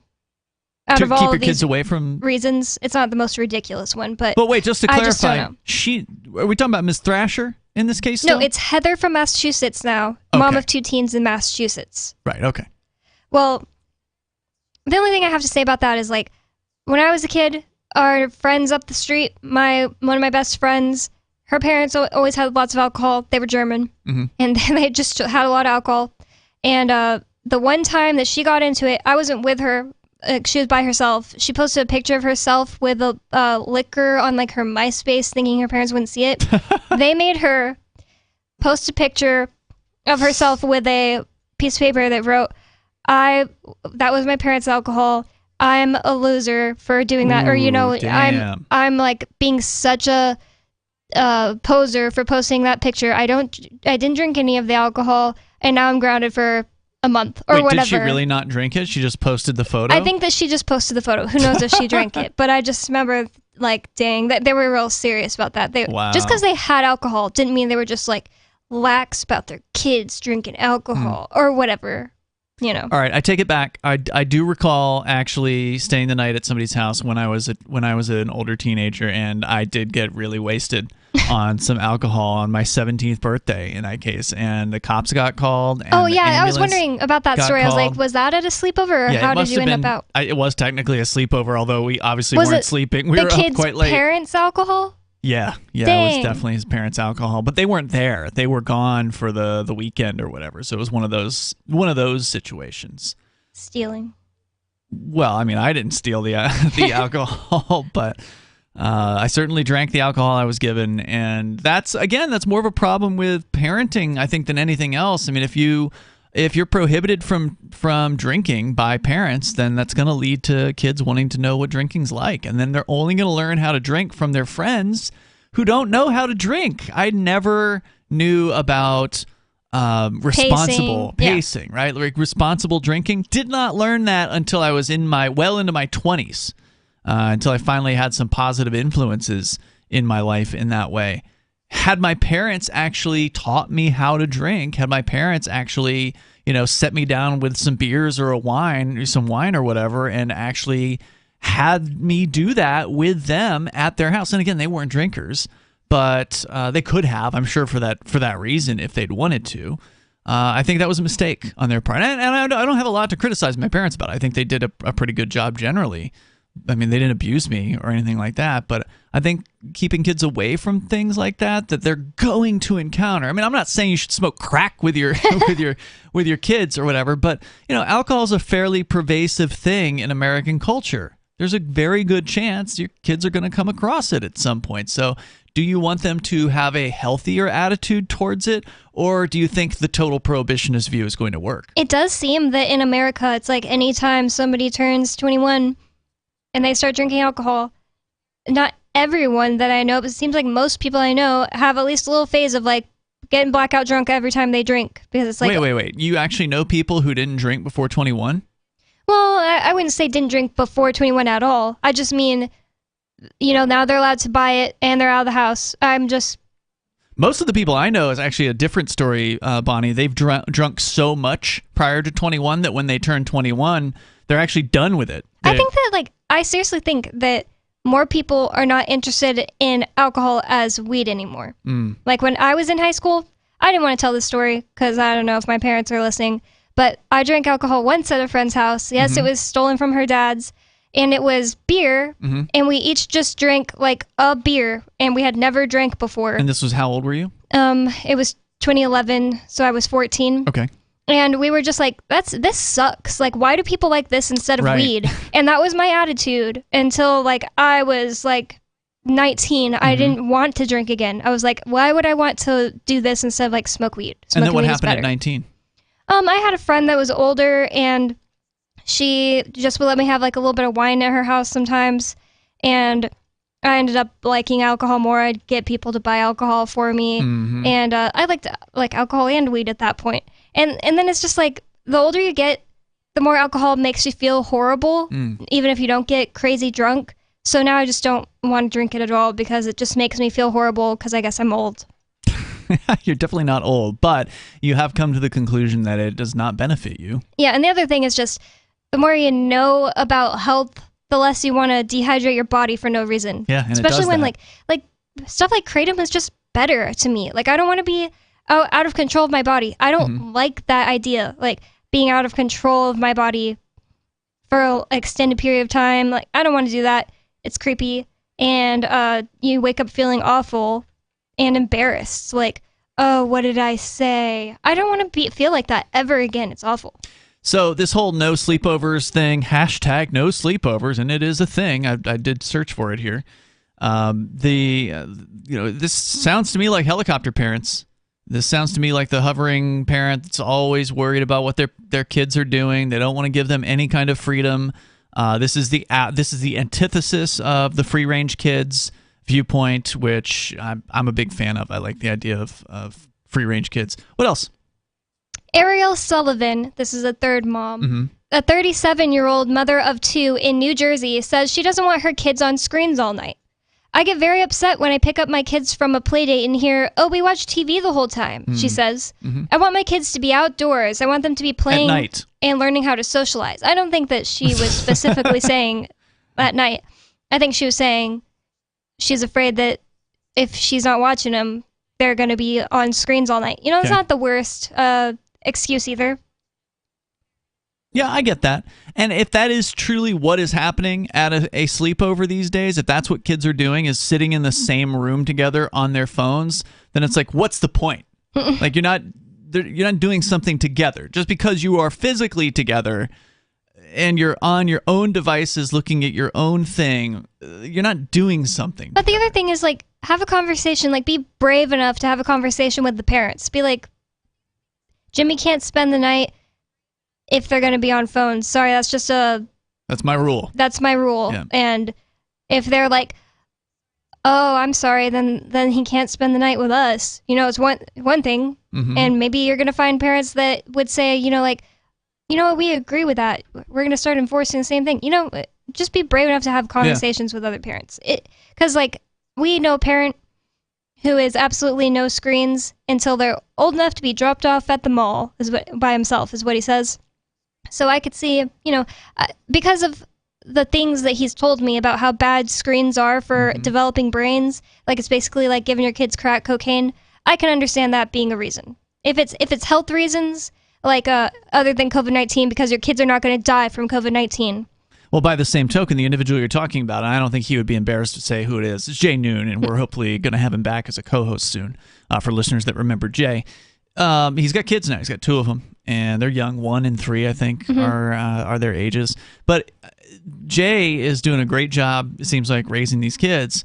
And so, like, he's not going to be the kind of kid. He's not going to be the kind of parent, I don't think, that would refuse a sleepover. So while on one hand he is definitely rightfully concerned about screen time, on the other hand, I don't think he has that same concern about, like, actually, because he wants people to be together. He wants, his kids to actually have physical friends. That's the whole point of not being on the screen, is to actually interact with other humans. I would be really interested to ask him specifically, like, when your kids are old enough, because right now they're really young, are you going to let them go to sleepovers at, like, maybe 8 years old? I don't know. Is that too young? I feel like I was at 6 or 7 or something like that. Maybe I'm remembering a little younger than it was, but I'm pretty sure I was like 7. I was definitely having sleepovers at like 6 or 7. Yeah. It's easy for me to remember where I was or how old I was because I know how old I was when I lived in each place. And I was definitely having sleepovers even when I lived in Kansas, which I moved away from there when I was 5. So, yeah. And I remember one time, this is just kind of interesting to the story. One time, I was having a sleepover for my friend's birthday at her house, and I lived in Kansas, so I was between the ages of like 3 and 5, and the mom was letting us play with makeup, and I remember being like, my mom won't let me. I don't remember this. It's so weird, because whenever I think of this memory, I'm like, it's so weird because I don't remember my mom ever saying, like, you can't wear makeup, but I think that maybe I had gotten into her makeup, and I knew I wasn't allowed to play with her makeup, so at the sleepover, I was like, I'm not allowed to play with makeup. And all the other kids did, and I didn't. Oh, and you didn't? Wow. Yeah. And she was just rules. like, yeah, I followed the rule. I self-followed the rules. Oh, you're such a good daughter, Bonnie. Let's go to the phones here. We got David on the line in New Mexico. You're on Free Talk Live. Go ahead, David. I'm Bonnie. And Bonnie's Life, you sound like it was a Steely Dan song. The Cuervo Gold, the Fine Colombian. What? The queer what? Cuervo Gold. It's alcohol. Queer. That was Freudian. The Cuervo Gold. Steely Dan song. Good song. All right, David. About 20 years before you were born. Now, I still do sleepovers as often as possible. They're fun. Okay. What does that mean as an adult? You don't know? Well, that's right. You're married. Never mind. Next topic. All right. Moving on.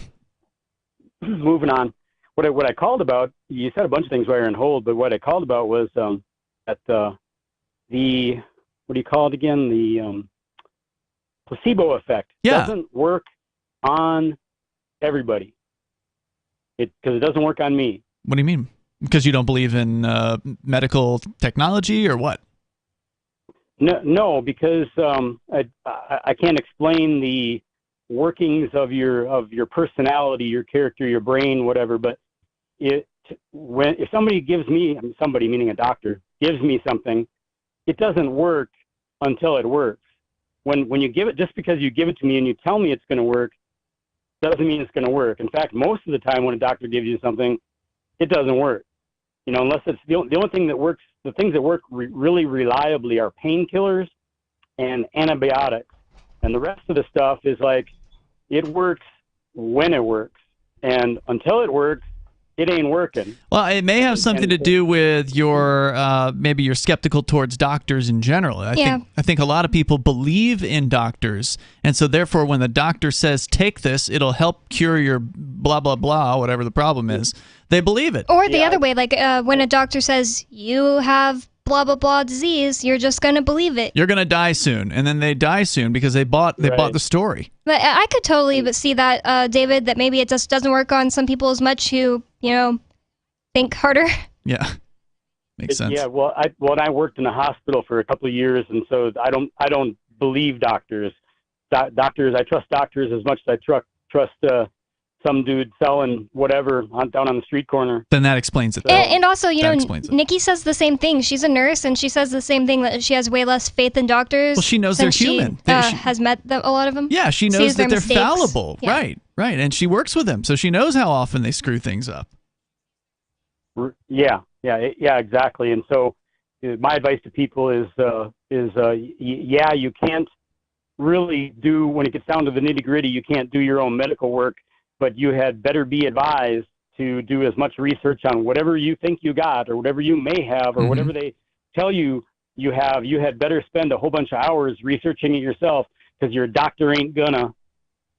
It's a great point. He is way too busy. Yeah, they're way too busy to. They know whatever it is they know already. That's what they're gonna base treating you on. They're not gonna spend a bunch of extra hours to research what Bonnie or Ian have going on. They're gonna rely on what they've already learned, and they may not know near as much as somebody with some intelligence that spend a couple hours or a couple dozen hours researching the latest knowledge on the subject. So. Yeah, I've heard that doctors are usually like 30 years behind like the current science.